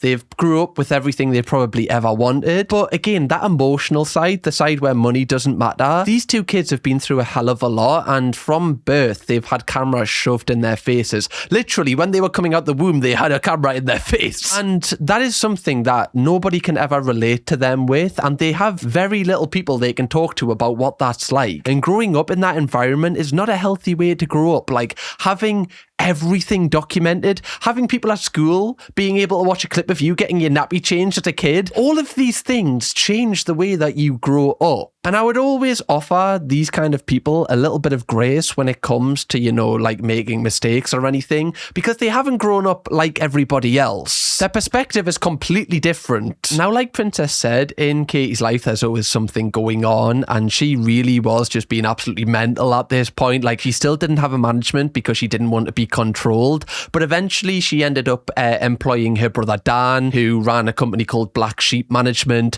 that signed her, and he was able to kind of put some structures in place to kind of like just steer her in a certain direction, and obviously she knew she could trust her brother. And after this, Katie would actually meet her next partner, who was someone called Alex Reid. Now, I remember him quite well because when I was like watching the shows of Katie, like he was a big character and nobody knew about him prior. Like he was famous because of Katie Price. He was like a cage fighter, I believe. And Katie said that he was like the perfect rebound guy because he was like fit and like had muscles and whatever. He was like visually pleasing. Now, Katie again kind of like, you know, loved bomb Alex. She moved in with him straight away, which she does say was a mistake. We went to a local park. That was all packed. It was deliberately set up, but I didn't realise at the time. Now, this is where I started to become like quite critical, even more critical of Katie here, because, you know, you've introduced this guy to your kid straight away. You don't really know him. And the effect that that has on a kid from like, you know, I don't know what you call them, like a broken family or whatever, is really detrimental because they need structure in their lives, you know, they're kids. And if you've got multiple partners or you're just kind of introducing someone straight away,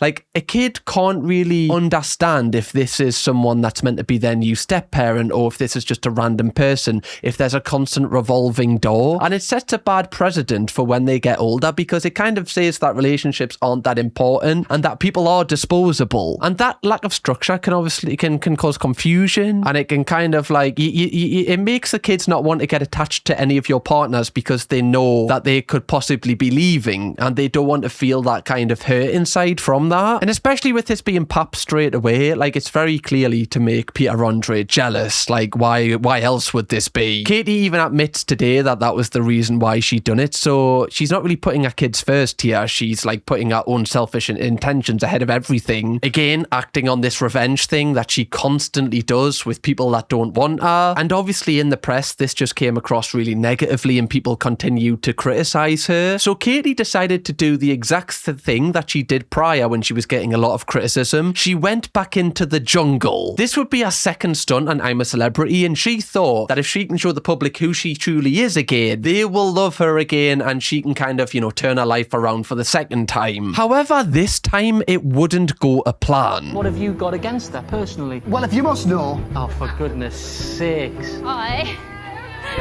So you can see even the presenters are kind of driving this narrative like, okay, I don't think we're going to really like her. And I think it's very different this time because the first time she went in, people hadn't actually seen her personality before. So she was able to make a first impression on people, which is why it changed how people kind of, you know, viewed her, because they just viewed her as an object before this. Whereas now, going in a second time, everybody already has an opinion. And it's so much harder to turn people's opinions when they already feel a certain way about you than it is to have a first impression. Like, it's so much harder. People have already seen what you're like on these reality TV shows, so you going on another reality TV show doesn't hit as hard. They already know what you're like. Katie also said it was very different for her because when she went in the jungle, like, obviously the people she was in there with were a lot different. She didn't really click with them, and she was also in a different part of her life. I remember seeing her on this season, and, you know, it really didn't catch fire for her. I didn't know how I'd feel to come back, and it's weird that I'm on the same bed again, and Pete, he was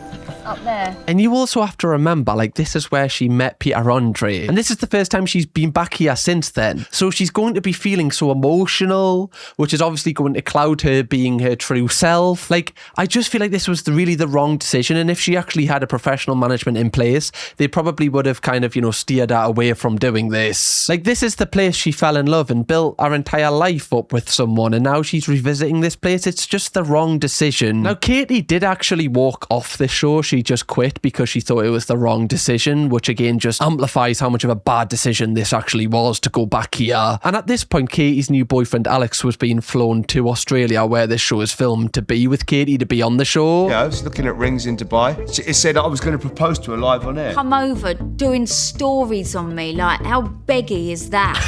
Honestly, I'm kind of on Team Katie here, though. Like, the one thing that she said she doesn't want any more of is people taking things from her and people, like, making money off her when they're in a relationship with her. And this is the ultimate of that. But then again, from his perspective, when you two have been together, you've put everything in front of the papers. So he probably thinks this is what you want. So again, it's just this toxic cycle that's really hard to work out with her. I get it from her perspective, but I kind of also get it from the partner's perspective as well. well. Especially when you're someone that's not used to being in the public eye as well. Like, you don't really know how to navigate it. So I do give Alex a little bit of grace for this. We're all as producers going, oh, he's about to turn up. I don't want a relationship. I hope we can remain friends as of I came out. So that's how she decided to split up with Alex. Like, live on this interview with Anna Deck. Before she'd even talk to Alex, obviously, she would have been so emotional seeing all of these newspapers for the first time because you're cut off from the world when you're in the jungle. And clearly, she just acted on emotion and went, right, if he wants to embarrass me, I'm going to embarrass him. So essentially, she dumped her boyfriend on live TV. Another car crash. And I do feel a bit sorry for Alex here because, like, you know, I do think that he liked her, and this is obviously a horrible way to end the relationship. Apparently, when they were back in the hotel, he was like begging Katie to not dump him. He filled the void that I was feeling. Did we get married after that then? I mean, she doesn't even know herself, man. One thing I will say about Katie, and I think she would admit it herself, is she is like a toxic person. Whether that's because of the stuff she's been through, I don't know, but she does use people from time to time, but people have also used her. And I think because she's been used so much, especially like, you know, what she went through as a child, she just treats other people like they're disposable too because people have treated her this way, and it's really, really sad. It's just wild that after splitting up, because Alex was looking for wedding rings, they ended up getting married. Like, what? Now, this time around, Katie didn't want to sell anything about the wedding. Like, she wanted this to be an actual wedding because she hated the wedding with Pete. And since there was no media coverage of it, the only time you would see clips from the wedding would be later on when the reality show was edited, which would be like months later. So getting a photo of this wedding would mean that you would get a lot of money if you were part of the paparazzi. It's just absolute carnage, trying to break into the van, trying to break into the church. Do you know what? If you are having a bad day, or, you know, you're working a job that you're kind of just sick of, just remember, you're not a part of the paparazzi. You're not someone like that. It could always be worse. At least you're not trying to break into a van to get a picture of someone on their wedding day. Get hell, man. I know a job's a job, but oh, I have like zero respect for anybody that does that. We were still getting £200,000. I was only getting 20%. She wanted me to pay 50-50 for the wedding. See, I'm just getting like red flags from this guy, you know? That is her job, though. Like, she's built this for like years before she met you. Like, I feel like that percentage is completely fair, and then she wants you to go 50-50 on the wedding. She has said that she wants somebody that can provide for themselves and is independent, and you said that you were a cage fighter. Like, that money she's earned from the reality show isn't to cover the wedding. That's her wage and your wage. Like, the wedding is something completely different. I understand that she has more money and you would like to think that she would cover it, but she's been through so many instances where people are trying to take her money from her. If that's what was agreed prior to the wedding, then I feel like that's fair. Maybe you could have said, like, to have a bit of a cheaper wedding because obviously you wouldn't be able to afford half of whatever that wedding cost. That would be a fair conversation. But expecting her to pay for it, I don't know, I just feel like that's a little bit entitled personally. But then again, from his perspective, he loves her so much that he's probably thinking, well, if she loves me, this day's for both of us, so wouldn't she want to pay more? But yeah, quickly after they got married, their relationship just went downhill. And the cross-dressing thing, is that true? Absolutely true. I've dressed him up myself. You name it, he's into it. I mean, he's only got one nipple because he had a clamp on it. Now, obviously, Katie is following the exact principles she's followed with every relationship. When it's going bad, she embarrasses them. And obviously, this isn't very nice because he's not there to talk about it. She's doing this to embarrass him. And Alex said that he felt very embarrassed as well. This is something that should be kept behind closed doors. And it's a horrible tendency that Katie continues to have and has never really grown out of, especially with Alex being a part of like the fighting community and stuff like this. Like, this is something that, you know, normally just wouldn't be out there because he has to be seen as this like alpha male type. And he believed she essentially like emasculated him. And the way that Katie like talks about him is really brutal. Like, she calls him a rebound and says that he was just this toy that she like played with for a little bit to keep her like happy. I'm really surprised that he agreed to be in this documentary, but I do think he likes the element of fame and the element of kind of like being on camera. camera. But yeah, the way that Katie talks about him is really, really not that nice. Now, eventually, after Katie and Alex did divorce, Katie would continue a vicious cycle of new partners, all of the time going through the same thing. There's actually this meme in like TikTok comments whenever there's like a video of Katie Price. There's always a top comment that says, "I'm dreading when it's my turn to marry her." Like, it's just a meme now that Katie Price has had so many partners. But at this point, we get another huge time jump back to when Katie was 16, and we learn a little bit more about one of her other relationships that she had that was really traumatic for her. Katie's mom actually had to get social services involved because she was really fearing for her life. As Katie was going out with a boyfriend that was a lot older than her, and he was really controlling, he would like cut up her clothes and everything. Katie would even ring up her mom and say, "Look, I'm worried because like he's really possessive, like I don't know if I feel safe." There was one point where Katie even had to run out of the house in a towel because she was like scared for what was going to happen. He was 25, I was 15, and I lost my virginity on my 16th birthday to him. Like, this is sickening, you know? And it's interesting that we get to learn about this now because, again, it explains so much as to the way Katie acts with men. The fact that the guy was 25 when she was 15 and, like, he was waiting until her 16th birthday, like, didn't even wait a single added day. The exact time she turned 16, he slept with her. Like, that is just horrific. And again, it's another example of people just using this woman, just treating her like a piece of meat. It's awful. Couldn't look to the left, to the right. Are you looking at that man? I was pregnant with him. He kicked me in the belly, lost the baby. Now, when I've been critical of Katie because of her decisions, I am always thinking of what she's been through. Like, going through something like this, especially, like we've mentioned, at formative years, at the age of 15, or any age, this is horrific. But to go through this as your first relationship, you're going to think that all men are like this and that every relationship's like this. And a lot of people, when they've been in incredibly toxic relationships, some people get out of that cycle and go with like nice people. But some people almost feel like it's almost like something's pulling them to get into another toxic relationship. And it's almost never ending. And they just don't ever seem to develop any self-respect for themselves. And it seems like Katie was definitely suffering from this mindset, unfortunately, because of what this horrific person did to her. Even just seeing the photos of her there, like, she looks so young. Now, I think the reason why they have told us about this relationship at this moment is we learn about another relationship that Katie had back after Alex Reid. This was with a man called Kieran. Now, this guy Kieran apparently loved bomb Katie. He basically said that she was like the best person on the planet and that he's never loved anyone more than he loved her, like straight away. And Katie was buzzing because she finally had another man in her life who she loved. However, Katie's family straight away had red flags about Kieran. They really didn't like him. And one of those reasons was because Kieran didn't work at all. And straight away, he kind of took over Katie's finances, kind of controlling her, which is automatically a red flag. But because the fact that Katie's been in so many toxic relationships, she just can't get herself out of this cycle. The day that I handed over the logins, I knew that that was going to be a corner turns in the wrong direction. Could you imagine how this would feel as the brother? Now, Katie and her brother actually fell out over this and didn't talk for 4 years. But obviously her family just want the best for her. They don't have any mean intentions. They just want to make sure she's okay. Yet this random bloke comes into her life when she's a millionaire and wants to take over all of the finances. That's like the biggest red flag you could ever see. But because Katie's emotionally involved in this situation and she's used to these men treating her terribly, she just, like, for some reason accepts it. And it's so frustrating. But I imagine you watching this now, you might know a friend, a family member, someone in your life who is with someone who is like this and is controlling, is horrible. And no matter how many times you tell them, you need to get away from this person, something inside of them just can't, like, it's almost like they don't feel like they can survive without that type of person in their life. It's horrific. And at this point, Katie basically pushed away all of her family and she was just devoted to Kieran. He was having multiple relationships with other people. He started a relationship with one of my best friends for 25 years. But even that, like, her best friend of 25 years is stabbing her in the back as well. Like, everybody around this woman is just out to get her.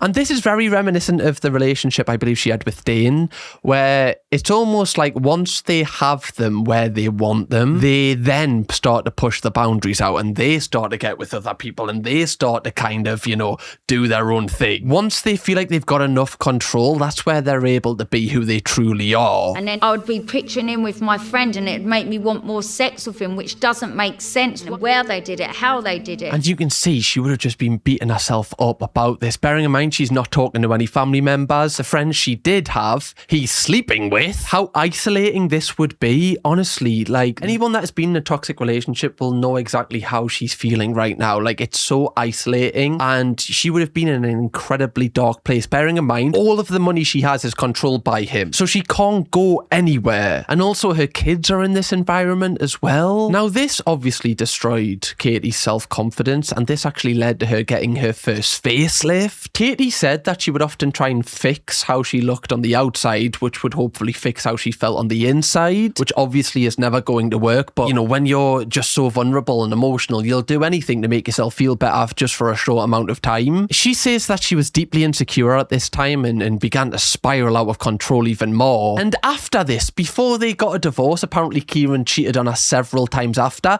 Who gave this bloke the audacity, by the way? You know?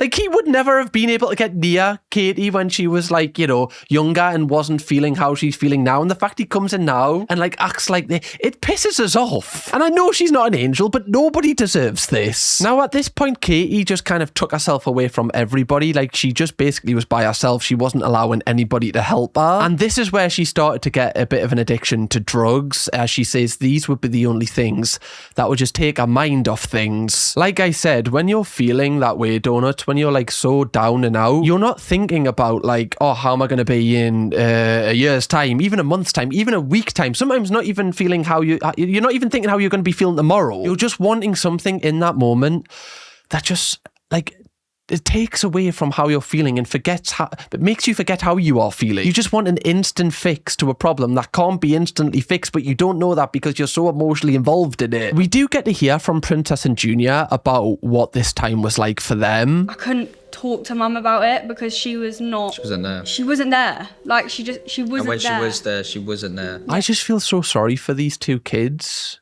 you know, because nobody deserves to go through this, and everyone will look at them and say, oh, you've got the best life ever, but you don't know what's going on behind closed doors. Things might seem amazing, but this is far from that. She'd give me a blanket and she sprayed all her perfume on it. I used to go home and just feel so like lonely in a way. I used to just huddle to the blanket and just cry. This actually makes me really upset. Like the fact that, like, look at the pictures of these kids. They were that age when they were going through that, and they would have felt so lonely. The one person they want the most in their life is their mother, and their mother's not mentally there.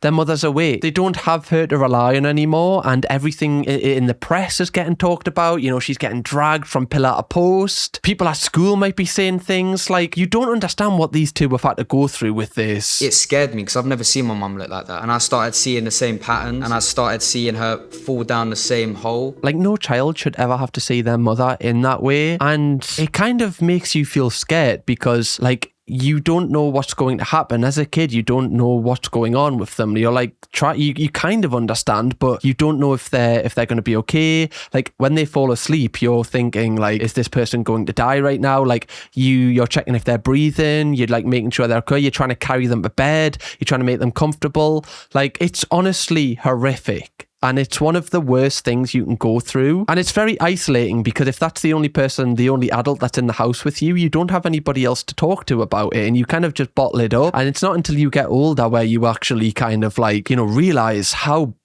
traumatic that was. And on top of this, like, she was spending a lot of money and her money was starting to shrink because she wasn't doing TV and she wasn't selling anything anymore. She even started to sell like old underwear to make cash, which obviously is like a new low for her. Like, she's never been this low before and so desperate to make money. Like, Katie used to sign exclusive deals with magazines that would get her hundreds of thousands, if not millions of pounds. Now she'd be lucky to get a couple of £100 off these magazines. So on top of her partner cheating and she getting a divorce, on top of her doing all of the drugs, she was now declared bankrupt. The amount of love she gave me was so immense that's what I miss so much. One thing I will say is Junior is so mature, and not that Princess isn't, but the way that he's kind of like speaking for the both of them. And you can see on Princess's face there, like, she's doing the thing with her mouth where, you know, you're trying not to cry, really. You're trying to just kind of like hold it in. The way that he's able to conduct his thoughts about this, like, I'm honestly so impressed. It made me feel like I wasn't good enough.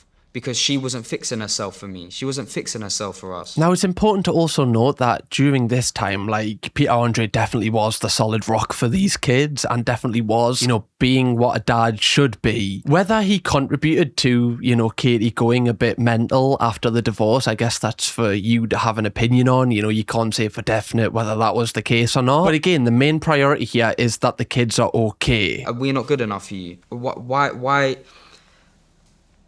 Okay.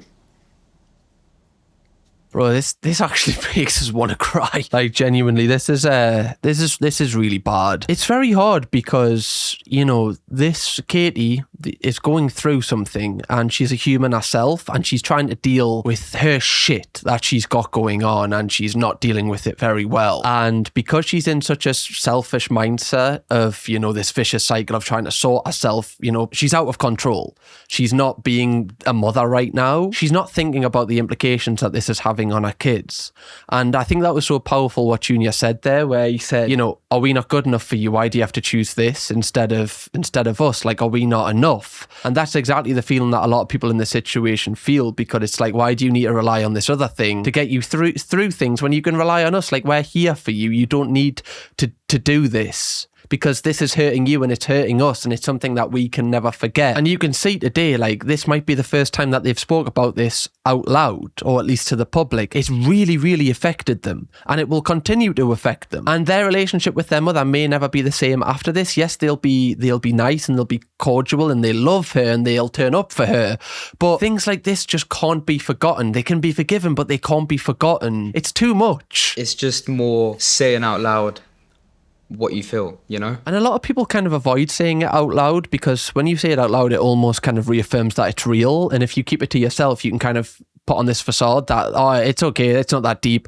But when you actually speak about what's happened to other people and people go, yeah, that's like not normal, that's where it makes you realize, like, oh, okay, maybe, you know, I do need to speak to someone about this. Now, at this point, Katie's family were just so scared that Katie was going to lose her two youngest kids, who I didn't even know she had two young kids. Whilst Peter was trying to get custody of Junior and Princess, and Harvey was actually being looked after by his school full time. Now, Katie says that this was the rock bottom of her life. She's never ever been lower than this moment. She could barely look after herself, never mind her children. And she even says at this point she just wanted to die. Suicidal thoughts all the time. I used to drive past trees and think, oh, that would be a good tree if I... So clearly she's just so vulnerable, and bearing in mind she's got an addiction right now, you know, it's not as easy as just being like, oh, okay, I'm just, you know, I'm going to be logical right now, because of the amount of things that's in her system. She can't even function from day to day. She doesn't even know how she's going to make it through the day. And although it's so sad for her and, you know, she needs to get out of this, it's just so sad for everybody around her as well. That's something that's not often discussed when people are going through addictions, is how it affects the people around them. Now, in September 2021, I didn't know this, but Katie Price actually did try and end her life. I keep saying to her, why do you want to commit suicide? And she goes, sorry, Mum, I'm sorry.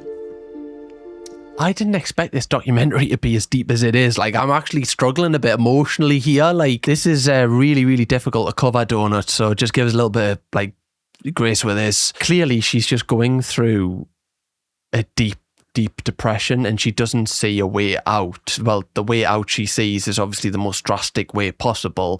She's got so much to live for, you know, her family, like so many people that love her. But when you're in that situation, you don't think you do. You don't think that you don't think you have worth to anybody. Like, you don't even have worth to yourself.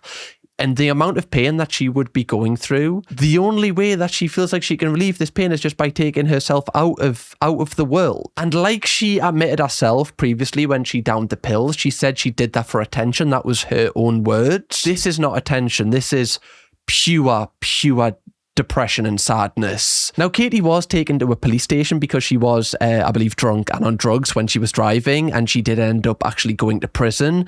But after prison, she went to rehab. All I know is going to Priory saved me. Shit times, eh? But I am so glad that she did find help and she did admit that she wasn't doing well, because that's arguably the hardest point. That's the point which is life-changing, you know, admitting to yourself that you can't do this alone. You do need help from other people. Like, you haven't got it in you to get past this, and you're just going to keep doing this and keep hurting yourself and the people around you. So the fact that she did choose to do something different this time, I am so glad. When you talk about things, you're putting it out. Whereas before, I'd keep everything in. How the depression made you feel, what it made you do. And like she said there, like, talking about it is the thing that saved her. And this is one thing that I do want to say, Donuts, if anyone is going through anything like this, you hear it all the time. And it's almost like a bit like in one ear and out the other ear, like, oh, talk about it. But it genuinely is life-saving. It genuinely is. Like, whether you can talk to a friend, a family member, or even just go to, you know, like the community centres often hold, like, you know, talking sessions if you have like a certain thing you're struggling with or going through, or you just need to talk to someone. There is options to talk to people. Sometimes it's even easier to talk to someone you don't know, because then you don't feel like, you know, there's a level of judgment. Not that there would be a level of judgment with a family member, but sometimes it's just easier to speak to someone you don't know. There is always an option to do that.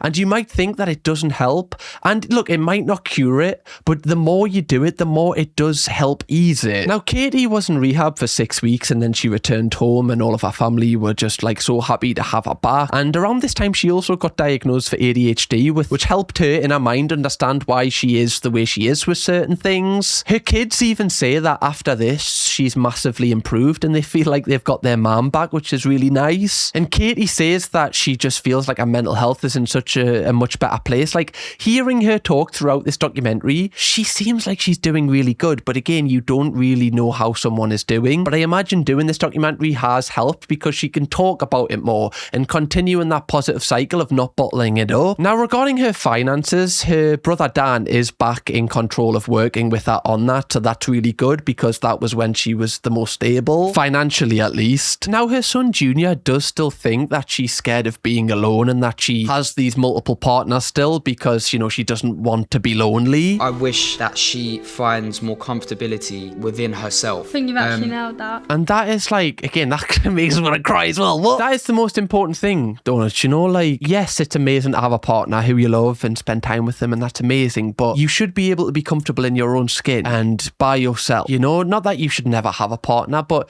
if, you know, you do spend a week alone or 2 weeks alone, or you're single for like, you know, years, that should be fine until you find the person that is right for you. You shouldn't have to rely on someone else for your 100% happiness. Yes, it's amazing to be with someone and have happy moments with them, but you should be able to be comfortable by yourself, because at the end of the day, the person that you're with until the day that you die is you. That's the only person that's there until the end. So if you're not comfortable with this person, how are you meant to be comfortable with anyone else long term? Now, the documentary ends with Katie basically saying she is concerned that her family thinks she's going to spiral again, but at the moment she's in the best position she's ever been in. And honestly, for me, Donuts, this documentary has really changed my perspective on her. I try not to judge people, as you'll know on this channel, without like unless I fully know them, because you never know what's going on behind closed doors. And whenever I see Katie Price in future on social media, I am always going to remember the stuff that she's been through, and just kind of like, I would never comment anything anyway, but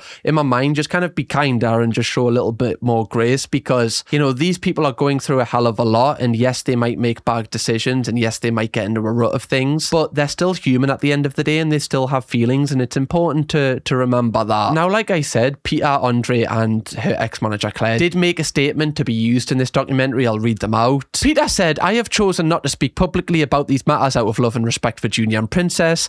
Today, Katie and I maintain an amicable relationship in the interest of our children. I sincerely wish her happiness and peace for the future." And I think that's a really mature statement, and honestly, I feel like that should have been the way that it was handled from the start. Like, I like that he didn't appear in this and try and get like a little bit of like extra fame or whatever. I like that he's put his children first. This is incredible. Now, Claire said our priority our priority, us three in this relationship, has always been to protect and support the clients we represent. We have always been fiercely loyal to them, but every decision they make is ultimately their own. We have never forced any client to do work they did not want to do. Together, we agreed that introducing more of Katie Price would be the right direction for the long-term career she wanted to build. After investing so many years in helping to build the Katie Price brand, it would have made no sense whatsoever for us to create a negative narrative around her. Now, I don't really agree with that realistically.